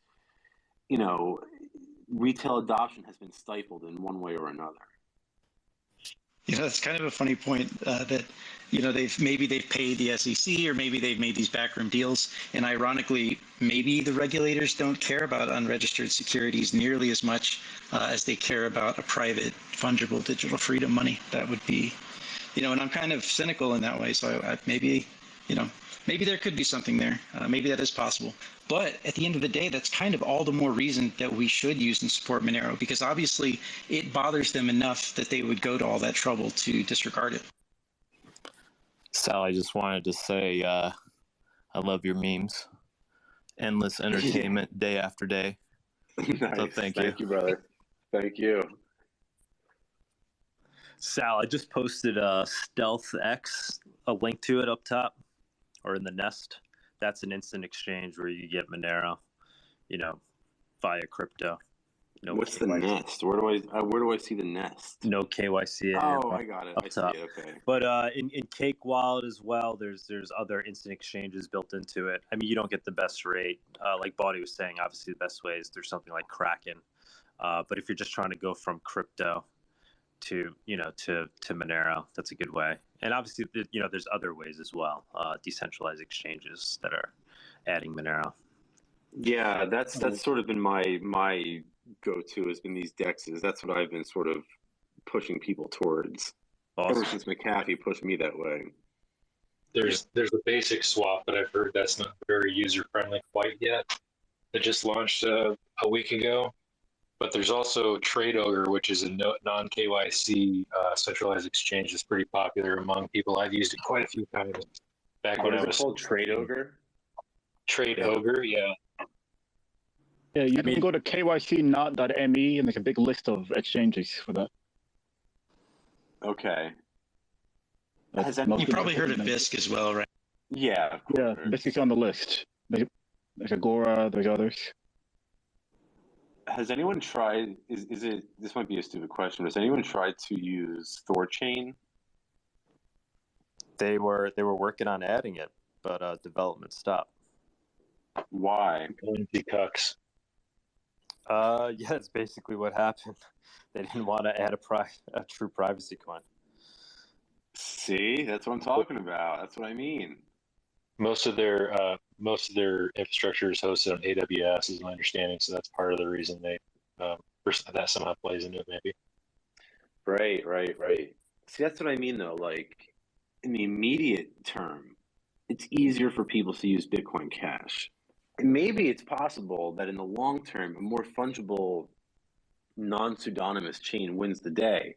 But right now, if we're going to tell people, stop using Federal Reserve notes, stop funding the murder of little girls in Yemen, it's a hell of a lot easier to do that with a coin that isn't sort of sanctioned by the state, and to use something instead like Bitcoin Cash. Am I wrong?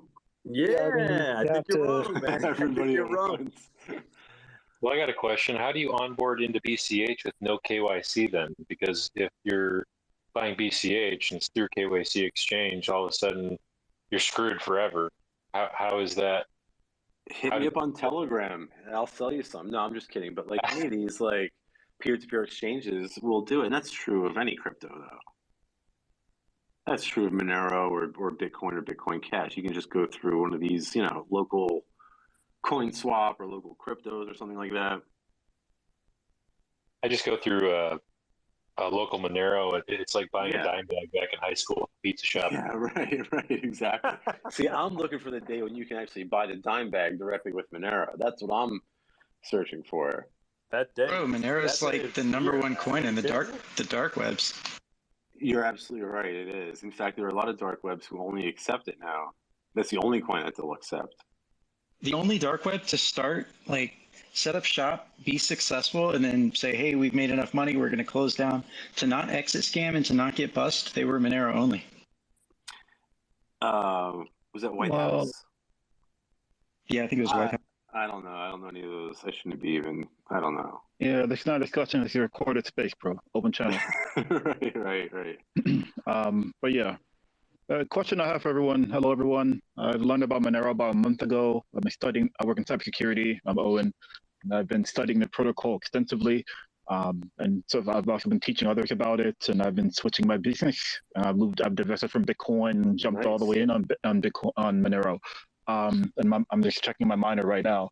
My question is, I was wondering if there's a way to, I'm in the Monero CLI, the command line interface, and I was wondering if there's a way to actually make integrated addresses using the GUI, or B, if there's any further support for businesses, because I'm trying to teach others about it, and I'm actually just sealed a deal with a client a few days ago, and he's starting a company that's working in the crypto area, and he's paying me Monero now.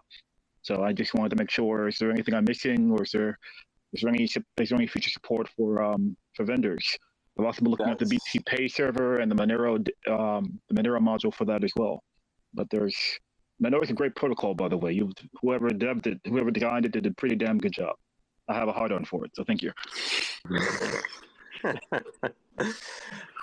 Just for like my own personal, like we sell coffee on Gratuitous. I use the Monero gateway. That works well for accepting payments, and it hooks up with the WooCommerce. I also use Now Payments. That works well. Yeah, and I'm being told that new module for BTC Pay Server is the way to go. I haven't experimented with using it yet, but I'm being told it's pretty awesome, pretty user-friendly. I was looking at that, but you can only have one wallet at a time with BTC Pay Server. You can't switch wallets, and I'm here. I just got my hardware wallet today, and the first thing I configured was Monero with it. But I was just wondering, I'm going to be testing that, trying to figure out how to break it. And so far, it's working pretty well. So the devs have done a damn good job on the protocol. But you will definitely have some. I was talking to a veteran friend a few days ago about Monero 2 days ago. And, you will definitely have some powerful adversaries, obviously, not just in the crypto spaces, but elsewhere. So I was also wondering, is there anything that the devs have thought about to make it more robust and even more secure? In the future, as it gets more and more adopted, there will be people trying to obviously attack the protocol, or worse, a $5 rent attack against devs, for example. And I hope that the devs I'm a crypto anarchist. I hope they're just as security conscious as I am to make sure that they're safe for obvious reasons. Yeah, I mean, I think Monero's done a particularly good job at that. It's kind of the culture of Monero. Everybody kind of lays low. There's a lot of anonymous devs. Monero Moo being the most active. What was your other question? I had wanted to bring up, I mean, these questions you're asking. So at Monerotopia, we're going to have a workshop. One of the workshops is going to be like a Monero 101 workshop for people just learning about Monero. So they can, download a wallet, teach them how to use that, really super basic, send them their first Monero transaction, tell them how they could buy the gift cards. Then we're going to have like a more advanced for like people like you that want to figure out how to start integrating it into, their businesses. Using some things like BTC Pay Server, and then also how to mine, how to run a full node. So that should be cool. You want to check that out. I'm going to post the link to Monerotopia. I'll throw that up here. Baldy, any comments, man? Based on what you're hearing right now, I want to make sure I'm not missing any good info to throw out there. No, I really like the way that Sal approaches things from a very pragmatic standpoint. I think in crypto, a lot of times we're missing that. People want to be as idealistic as they possibly can, and they're highly theoretical about all this stuff. But, it is true that in a lot of ways it is easier to get your hands on Bcash or even Bitcoin than it is to get your hands on Monero. And it's not so prevalent on the exchanges as we might prefer. Just thanks, man, for coming on and for chatting with us. Appreciate that. Yeah, of I have a course. question to ask about on this topic that I was really curious about. A very practical question. How do you go from crypto to getting credit cards while still maintaining a an anonymous profile without necessarily breaking the law? Because that's something I've had trouble with. I needed to buy services such as like online services or software, and of course the ones that I can pay in crypto, that's great, but ones that I can't, and I don't want to dox my profile. It's not really like anything like a big profile or anything, but I still want to like learn the basic protocol procedures. I wonder if anybody had any answers practically for that. Yeah, man. You can use a Bitcoin debit card and then use a DEX, or you can use a site you find a Torrid exchange, do an atomic swap between Monero and Bitcoin, and load your card from there. There's also any links? I have no idea where to go. I'm pretty new to this. Oh, sure. You go. The trouble is, though, even with a lot of those debit cards, you're going to have to go through the KYC process. And you're going to have to. Yeah, I don't want a KYC process at all. Yeah, you're going to have to send like BitPay, like a blood and stool sample, basically. The only way around it, honestly, is to find a vendor who accepts whatever coin you may have or you're trying to spend. That might be easier said than done. But from an Agorist perspective, to me, that's an opportunity, right? If you're trying to buy some widget with cryptocurrency or with some particular cryptocurrency, you're probably not the only one. So to me, that, maybe there's a market for people to sell that good or service using cryptocurrency. One of the easiest entrepreneurial ventures in Agorism is to find things that the state might not approve of and to offer them for sale for crypto. It's exactly what I've done with 3D Print to Go Burr. I mean, it's sort of people don't want a record of their transactions for certain things.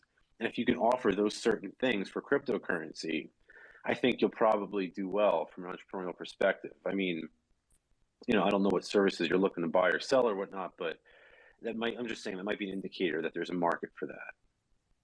I mean, I'm talking about perfectly legitimate services. I just don't want my identity tied to the card that I'm spending it on. That's pretty much it. Right. Yeah. So again, you probably have to find a vendor who can conduct that transaction for you. That being said, there was, I can't think of the name of it now, but there was like, maybe somebody knows of it. There was some service out there where like, all right, if I wanted my cable bill paid and I only have Bitcoin Cash, well, the cable company doesn't accept Bitcoin Cash. So what I do is I could like post my cable bill and like along with like the Bitcoin Cash, and somebody will come along and claim it, pay it, and then they can take that Bitcoin Cash from me. So the bill's paid, I'm out the Bitcoin Cash, and everything is sort of functioning smoothly. I forget the name of that project, but it didn't last very long, but I thought it was pretty cool when it was around. But that would have accomplished what you're going for. I wouldn't be surprised if there is some alternative to it nowadays.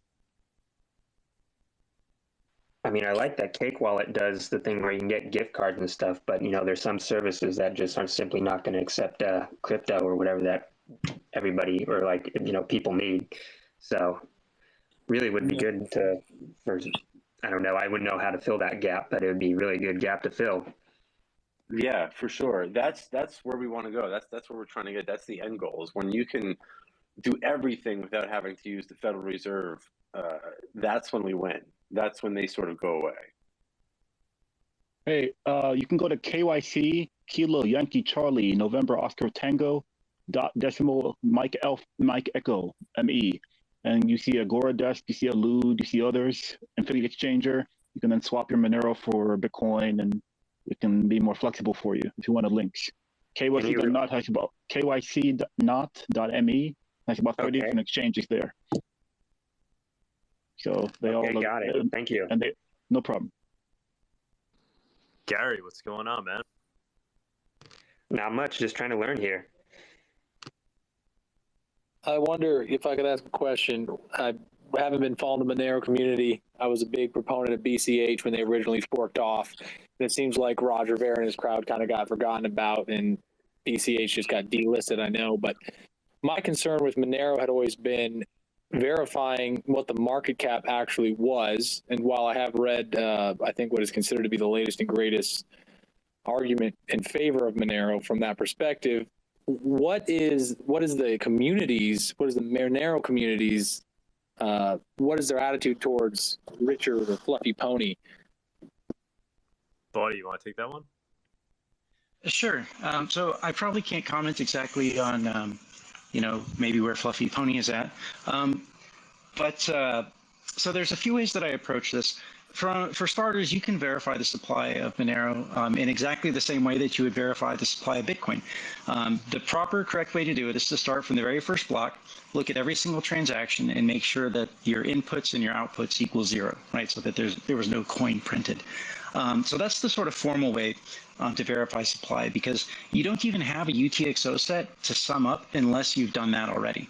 Now with Bitcoin, you get this nice secondary check on your work that you can say, okay, well, we can double check our answer by summing up the UTXO set and making sure that that equals what we expect it to.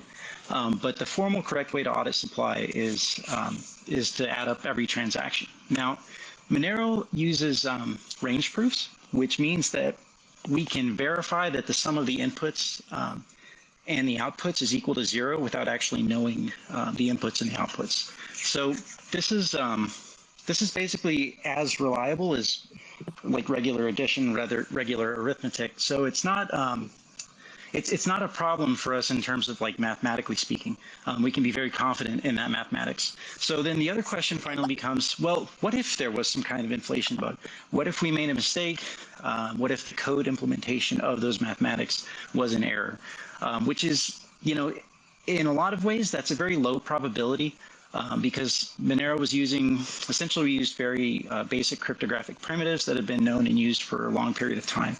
So the chance that there's some kind of bug in that code is pretty low. But to me, here's the clincher. Whether it's Bitcoin or whether it's Monero, an exploited inflation bug in any chain destroys your opportunity to be the #1 like globally adopted digital freedom money. It removes you, like so if Bitcoin, for example, had an exploited inflation bug. Okay, maybe they could roll the chain back, maybe they couldn't. How long is the chain going to be shut down while they argue about that? Bitcoin's going to lose the #1 spot permanently and it'll never regain it. So an inflation bug is catastrophic for any chain that experiences an exploit like that. So to me, it's not really a big factor in whether or not a coin should be considered for kind of like the top running spot as a digital freedom money. Hopefully that answers your question. Fantastic answer, man. Well, yeah, I think it answers the real motivation behind the question, but I do think there's the last explanation you provide isn't very, I don't think it's very strong, because fundamentally the concern isn't what the community is. Everyone's not going to pull together, so to speak. There are incentives if there are bad actors, which is why I highlight Fluffy Pony. Every interaction I've ever had with the man was less than kind, and he seemed to be irrational.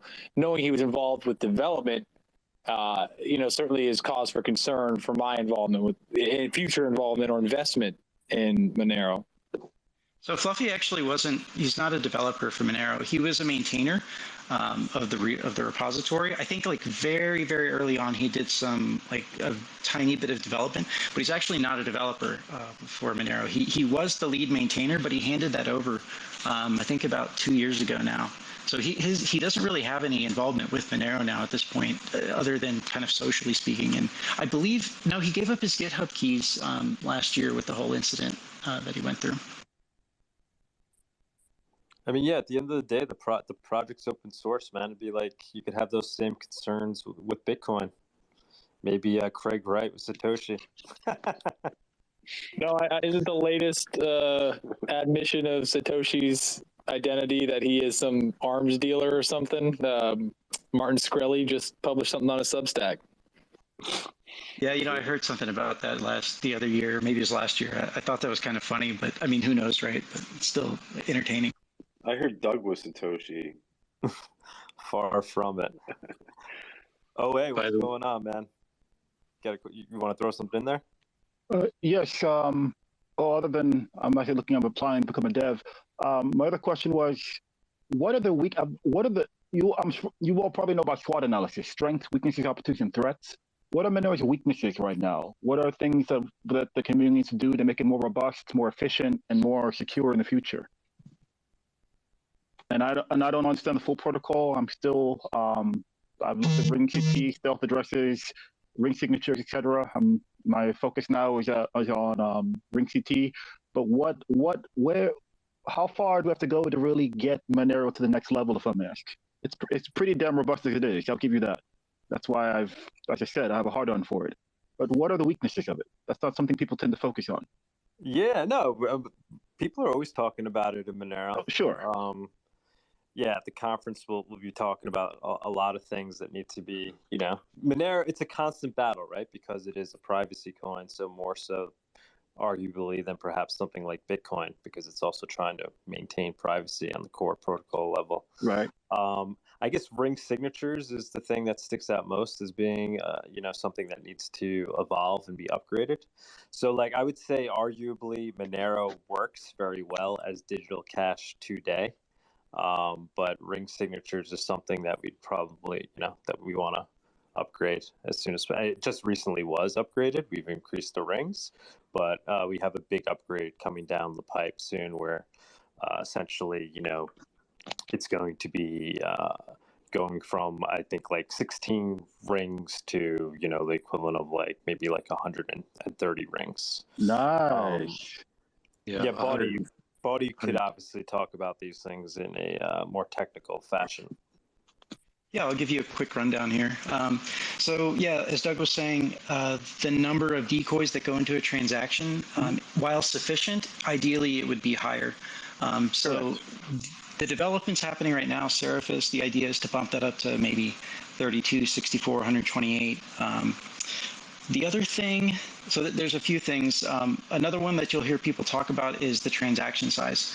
So in terms of hypothetically, what's the limit of block size where we can still maintain reasonable decentralization, people can still sync a node. Transaction size and especially internet bandwidth is kind of a limitation on that. So this is one of those things that if we continue increasing internet bandwidth at the same rate that we've been increasing, hopefully in 10 to 20 years, this becomes much less of a problem. Maybe we can be doing something closer to Visa level transactions. Potentially a Lightning network, some rudimentary Lightning network would be a good thing to have. Personally, one thing I would like to see is our hash power significantly increased. It would be great to see something like a 10x in the CPU hash power for Monero. Now, it would still take a significant amount of resources to try and attack the chain to 51%, like fork the chain. We should be able to see something like that coming already, from a long way off. Right now, it's not profitable to try and attack the chain. It's just in terms of the amount that it costs to mine versus like the market cap. And it's important, you have to look at, the amount that it costs to attack the chain in terms of rented hash power. You have to look at that in terms of how much value you're actually protecting. So it would take a number of the world's supercomputers to attack And this was actually something I asked Howard Chu last week. And he said the thing is that these supercomputers are spread across the world in multiple jurisdictions. And so it's not profitable to attack the chain, but maybe you have a government actor that wants to attack it just maliciously, and they've got, deep pockets. They would still have to go through the problem of booking these supercomputers, because these things are always on like computational fluid dynamics and AI training, stuff like that. So we should be able to see an attack like that coming a long way off. But I still think it would be better if the hash rate was increased. And then maybe the last thing I'll say, there's a lot of flaws. We could talk for a long time about this, but the next thing that we really want to see is to get peer-to-pool with more of the hash rate. Like, we don't want to see 2 or 3 mining pools dominating the hash rate. That's not ideal.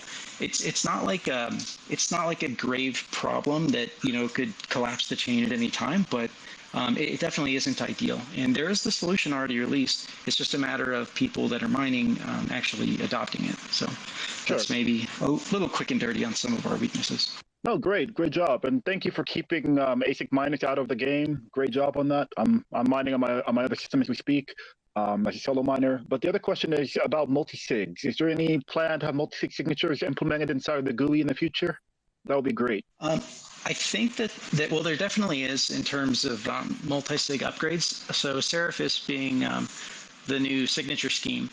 That's actually a very big important point, was that we needed to be able to do multi-sig. It needed to be more robust and more functional. So I imagine that when Seraphis comes out, this is going to be something that's significantly easier to do, because multi-sig is one of the biggest weaknesses of Monero in terms of usability. Sure, and if you also increase the ring signatures from 16 up to say 100 or more, would that not slow down the validation rate? Because you have to sign each one. You have to start getting signatures from other peers, which are not actually involved in the actual transaction, and then will that not create a bit of a lag or delay, or no? I understand. It also depends, of course, on the keys, using the key size, etc. That's a good question. I'm not too sure. I'm sure that entirely depends on the implementation, and I'm definitely not a developer or a cryptographer. Oh, I thought you were. I specialize in endpoint security and cryptography, so as soon as you're talking about digital signatures, I was like, "Ooh, this is fun." 100 signatures. I'm just a good monkey parrot. That's all. Okay. Well, thank you. But there's one more thing with you talked about validation. Maybe one more weakness is transaction validation time. That's another thing that's kind of like that would hypothetically limit the block size, is that if the blockchain grows too big, you have to validate all the transactions. And with Seraphis, that takes some amount of CPU time. And so, that's also kind of another limitation there that hopefully would be alleviated as processors start to get more CPUs every year. Sure. And sorry to ask so many questions. On the Ethereum network, on EVM, there's a coin called 0x Monero, and I don't know if you all have heard of it or not, but I was suspicious because I've not seen any documentation that's attached to the official Monero protocol, to the official Monero project. Are you all aware of other coins, particularly using your name and trying to glean people off of that? I cannot vouch for security, obviously. I don't know if anyone here was aware of that. Affinity scams. Looks like it. It's called 0x, like the bytecode 0x Monero, and as I said, it's on the Ethereum blockchain, and they use the same logo and everything. This is one where people in the past have tried to fork Monero and just utterly failed. So for example, for the short duration that ASICs existed for Monero, the devs, this is really before I got involved, but the devs essentially forked. They did a hard fork so that those ASICs would now be useless. And then the people with the ASICs, we kind of assume it must have been them or the exchanges tried to fork into Monero Classic to have their own chain, where they could have ASICs and have control of the supply. And those chains all died. So there does seem to be a significant amount of resiliency to malicious attempts at forking the chain or affinity scams, stuff like that. Well, thank you. And my pleasure. Just to backtrack really quick, someone was asking about paying bills, and Sal mentioned he was searching his mind for that company that did it. I was too. I think it's Bit Refill, or it is Bit Refill. I don't know if they still offer the service, but I was going through my chats. I saw it recently.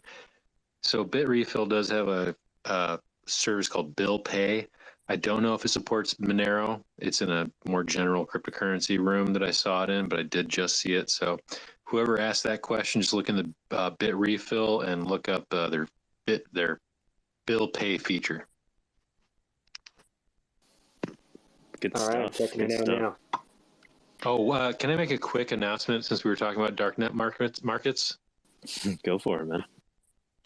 So there is a project to make basically a decentralized, peer-to-peer, uncensorable, permissionless darknet market, basically a decentralized Amazon or eBay or even Silk Road, called Narrow Shop. Sorry, the IPA is kicking in. It's called Narrow Shop. They're looking for C++ devs. So if you're a C++ dev, please reach out to me. And they're basically trying to do Federation is in consideration right now, but basically a permissionless darknet market. And the idea is since Monero dominates darknet markets, the idea is the biggest risk is exit scams, honeypots, and just them being shut down, raided, so to speak. So if you're interested in helping set up a decentralized, uncensorable, unstoppable e-commerce platform, please reach out to me. I'll hook you up with a matrix room. And we're currently kind of looking in the ways to follow Ross Ulbricht's ethos of selling products that do not violate, you can fuck yourself up as much as you want, but you can't fuck other people up. So we're talking about arbitration, bonding, reputation rating systems. If you are a C++ developer interested in developing a permissionless, decentralized Amazon platform, hit me up. Awesome, man. We'll have to do a show on that as well. What do you think of Particles Marketplace? That's the one I was thinking about, dude. Wasn't it like particle.io or something like that? Yeah, and they have they built the marketplace. We interviewed the guy last week, but has anybody tried it out? I thought didn't they like die out? Weren't they out of business for a while or something like that? No, they're still around. I might be thinking of something different. Okay. It's called Particles? Particle.io. They just also recently built this basic swaps exchange we were talking about, where it's a new decentralized exchange where you could, where Monero is, basically the main currency. What's everybody's thoughts or knowledge on the new Alphabay? I don't know much about it. Oh, well, it was revitalized after, apparently, this is just what I've been reading online, is that Alphabay is back up. That was the biggest darknet marketplace in 2017. People are worried that it's like a honeypot or something. Yeah, right. But yeah, so that's like some of the suspicions of it, but it still only uses Monero, and they've got like all the infrastructure based on Monero only for transactions, and encourage that nobody keeps their Monero on the actual site for very long for custodial purposes when transacting. But I'm more interested in the mechanics of it all. I'm not really interested in any kind of darknet or illegal substances or anything. Just more curious about how people can operate markets without having to deal with law enforcement or regulation. My Fed handler says it's great. Nice. Just kidding. I know nothing about it. I don't know anything about it, but I would just say that if they're using the same keys as the last guy for their PGP messages, run away.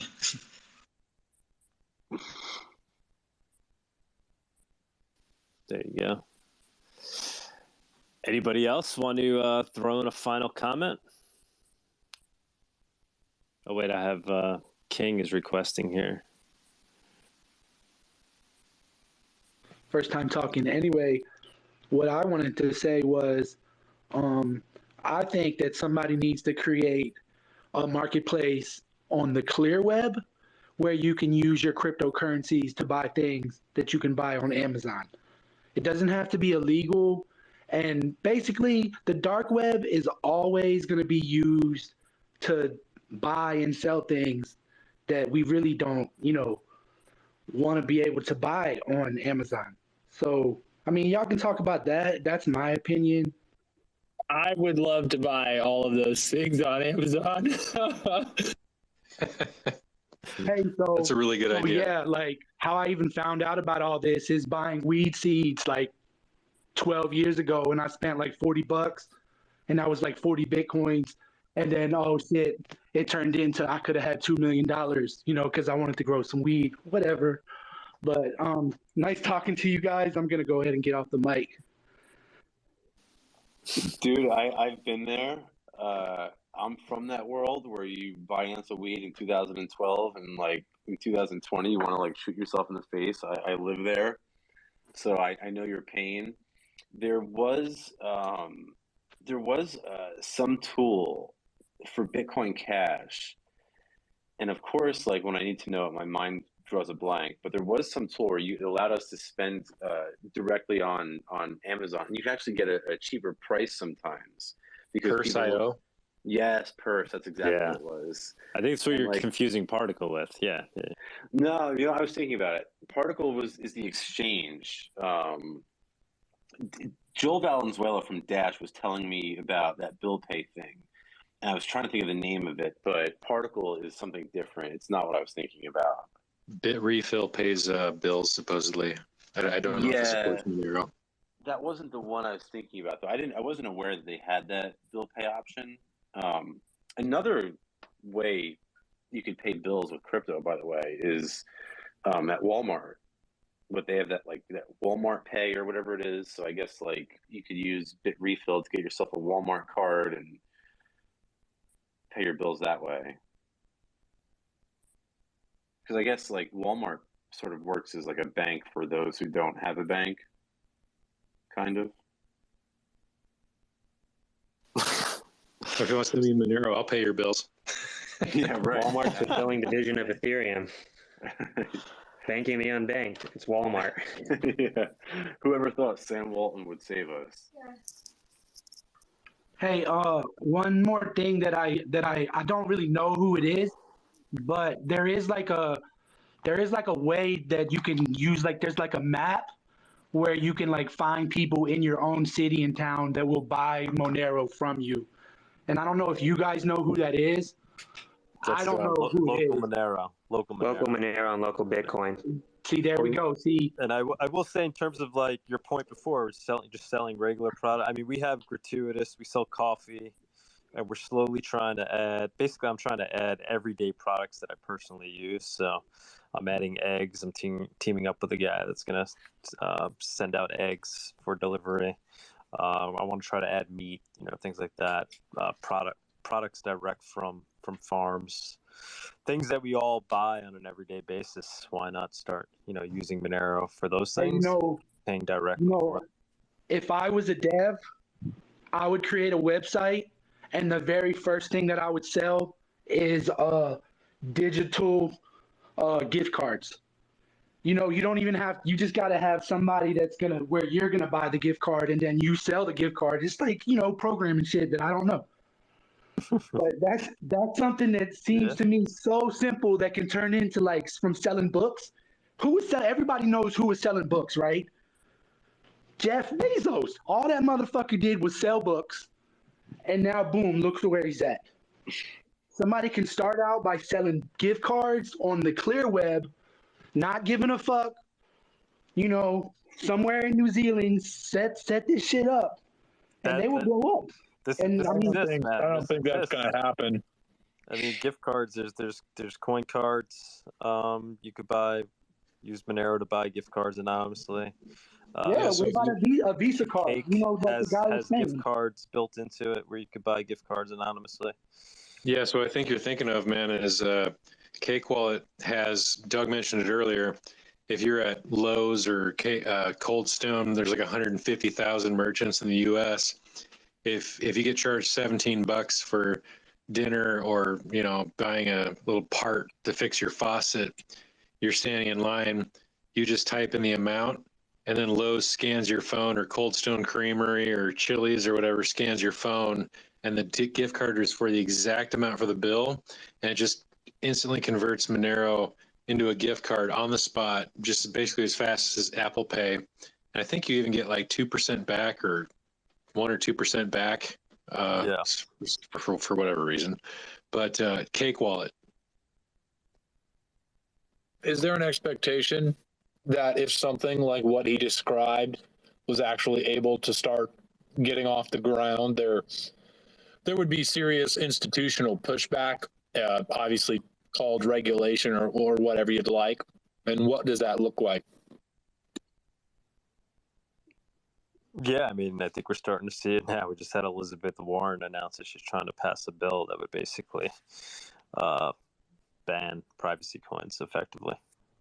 So yeah, there's going to be pushback, but bullish. Yeah, ultimately, Monero is being built to resist any of these regulations. That's why we need somebody that can hide their identity. We need somebody that's going to hide their identity and start this corporation. I mean, because it's a corporation for the people. We need a Kim.com to be like, hey, fuck the U.S. government and your regulations. I'm going to start making it to where people can, live in a decentralized world. Exactly. Well, I mean, more specifically, when there's pushback, what is the expected form that pushback takes? I'm not sure what Elizabeth Warren is talking about. I'm sure that the entire FTX debacle is a great excuse to, throw the word regulation around and to take advantage of people who lost money where they deserve to have lost it. But I'm wondering, with the boots on the ground enforcement, what is that expected to look like? Are they saying, let me check your phone, let me check your computer, and if I see you've downloaded these things, then you're going to be punishable, or is it something where they're going to try to shut down networks? No, initially they're just trying to increase the KYC AML, so the Know Your Customer, anti-money laundering regulations.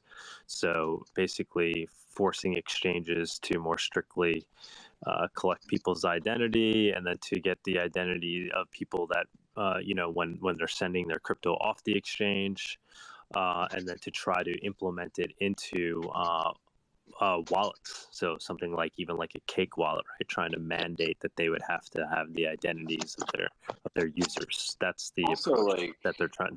So really, yeah. So to that end, what you're arguing then is any of the organizations that you use, anything that is operating in the clear web, is a susceptible weak point, because they could potentially cave to pressure from that avenue, KYC.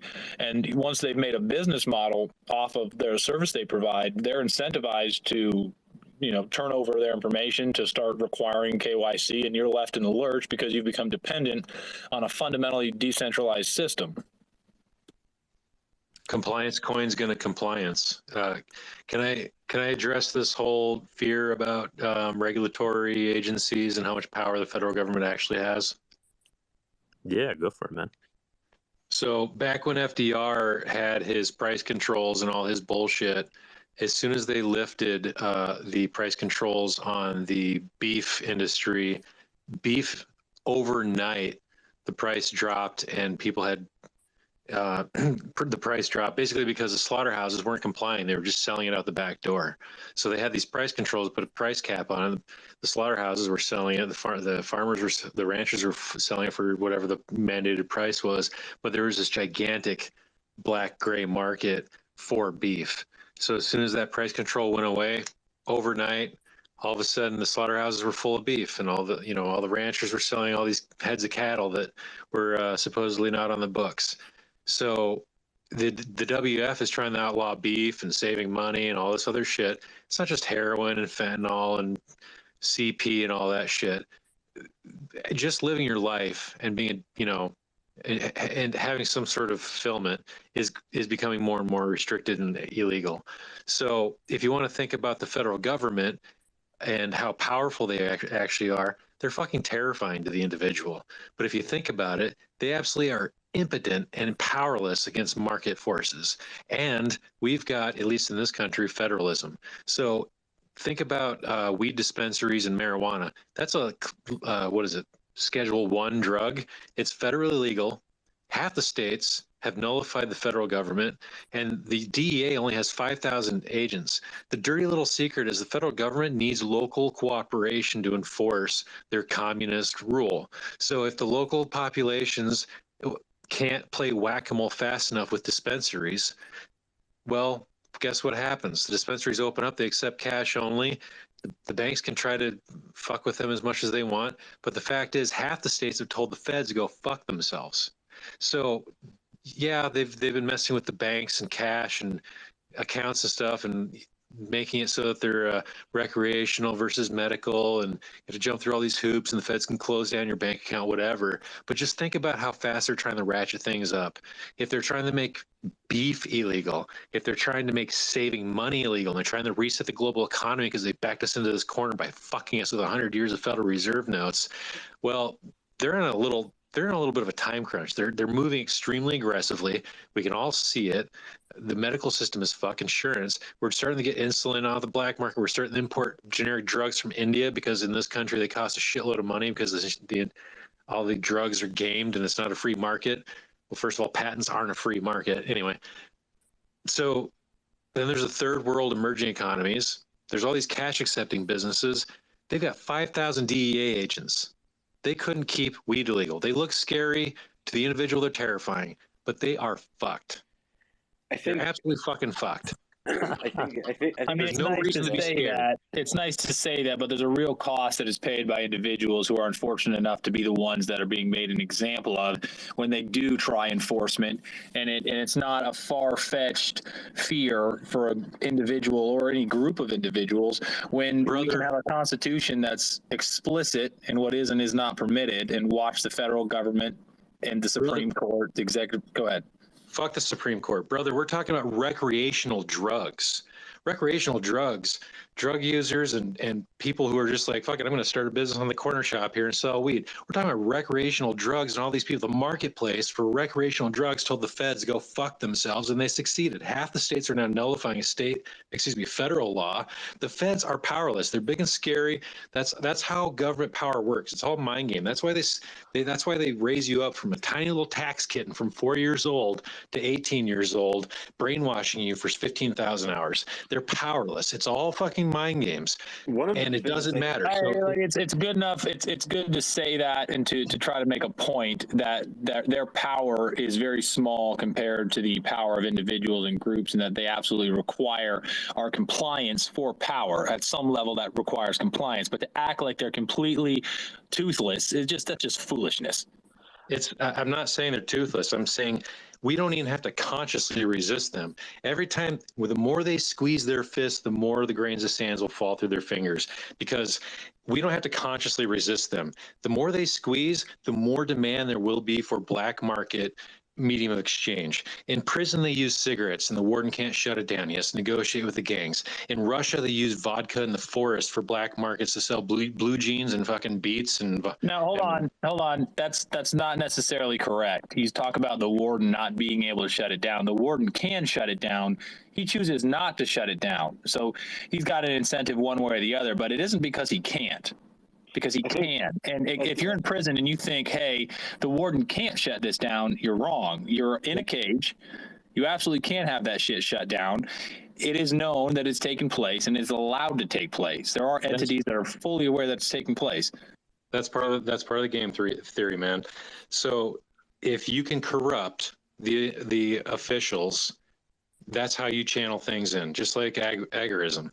If you can basically, okay, so in the Soviet Union, they used vodka as currency because, as the saying went in Soviet Russia, No, I think you're fundamentally misunderstanding this, because ultimately the problem is that if you have standing justifications for a group with a monopoly on violence, they will selectively enforce it because the selective enforcement grants them more power. The selective enforcement does not indicate that you have somehow beat them. It just means that they're enjoying the benefit of selectively enforcing law, which is the most power of all. If you have a law, and at the point that it becomes a law, it becomes explicitly law at the state level or at the federal level, at any level, and it is not allowed to be selectively enforced. It is mandated that every single dollar that can be collected in taxes goes to upholding every single law. You're going to have fewer laws. Not only that, the people are going to refuse to accept most of the laws that are made. The power lies in selective enforcement and saying, well, we do have a law that says you're not allowed to go this fast, and we only selectively enforce it. And you can make whatever arguments you want about they don't have the manpower. They're too small. They could never do it. They could do it. They choose not to do it. They have reached the point where they're happy with what they're getting from it, and if they need to ramp it up, they'll ramp it up sometime. Do you know how incompetent the DEA do you know how incompetent the DEA would look if they were running around trying to play whack-a-mole with dispensaries in 2022? And yeah, that's what I'm saying. I agree with you. I agree with you too. Enforcement, though. I get it. So we can't beat them. I didn't say we can beat them. That's utopian thinking. I'm not a utopian. The price of liberty is eternal vigilance. There's always going to be some scumbag gang mafia that's trying to assert their total dominance over territory. The point is, we don't hand them over the keys in the form of force multipliers, like a public ledger surveillance shitcoin like Bitcoin. We don't make their jobs easier. We don't hand those tools over to them, and we don't have to consciously choose that. There are people, I can walk around to a dozen businesses that are still open right now and pay them cash, and half of them only accept cash. There is a need for this, and the more they clamp down, they're fucked. They didn't anticipate. They thought they were going to put chips in our fingers, and then they realized, I agree with everything you're saying. I agree with everything you're saying up until you get to this point where you want to start concluding that they're fucked. And like you just said, the price of freedom is eternal vigilance. You're encouraging people not to be vigilant. I don't think they're by any means fucked. And I think you're wrong if you expect that because they've come off a timeline or because you think you understand what their timeline is, they've somehow failed. They're never going to stop. Like you said, there's always going to be an organized gang. And, so I don't think it's reasonable to be broadcasting, hey, they're fucked. They're going to lose. They're going to lose. They're going to lose. You don't know that. The final battle hasn't been fought. And I understand your attitude is the final battle will never be fought because you're right. And as far as people exist and human nature exists, there are going to be people and they're going to establish hierarchies. And eventually they're going to justify invading other people's liberties. They're going to violate the non-aggression principle. Fine. There's no reason to expect that whatever invisible hands guide our economy, guide our law, pull strings, engage us in endless war are somehow beaten because they somehow misread us, because we somehow, I mean, that's utopia. I mean, the original question was how is the government going to crack down on Monero or whatever the crypto in question was, right? I mean, just to clarify, that was the original question. Am I correct? Yeah, I want to understand. Like when you look at this, so they've already done it, though. Like we know how that's going to work because they did it with gold, and it wasn't like the case where it was like, if you deal in gold, you're in trouble, or if you offer gold for it was if you get caught with gold, all right, we'll take your word for it. You don't own any. But if you get caught with it, then you're fucked, and then you're in trouble. And it would be the same shit with any other commodity that they decided to make illegal. So you foresee potentially that they would go so far as to issue something like an outright ban on. I'd be surprised if they didn't eventually. Eventually, it'll get so desperate. Eventually, they will be so outcompeted that they will have no choice. They're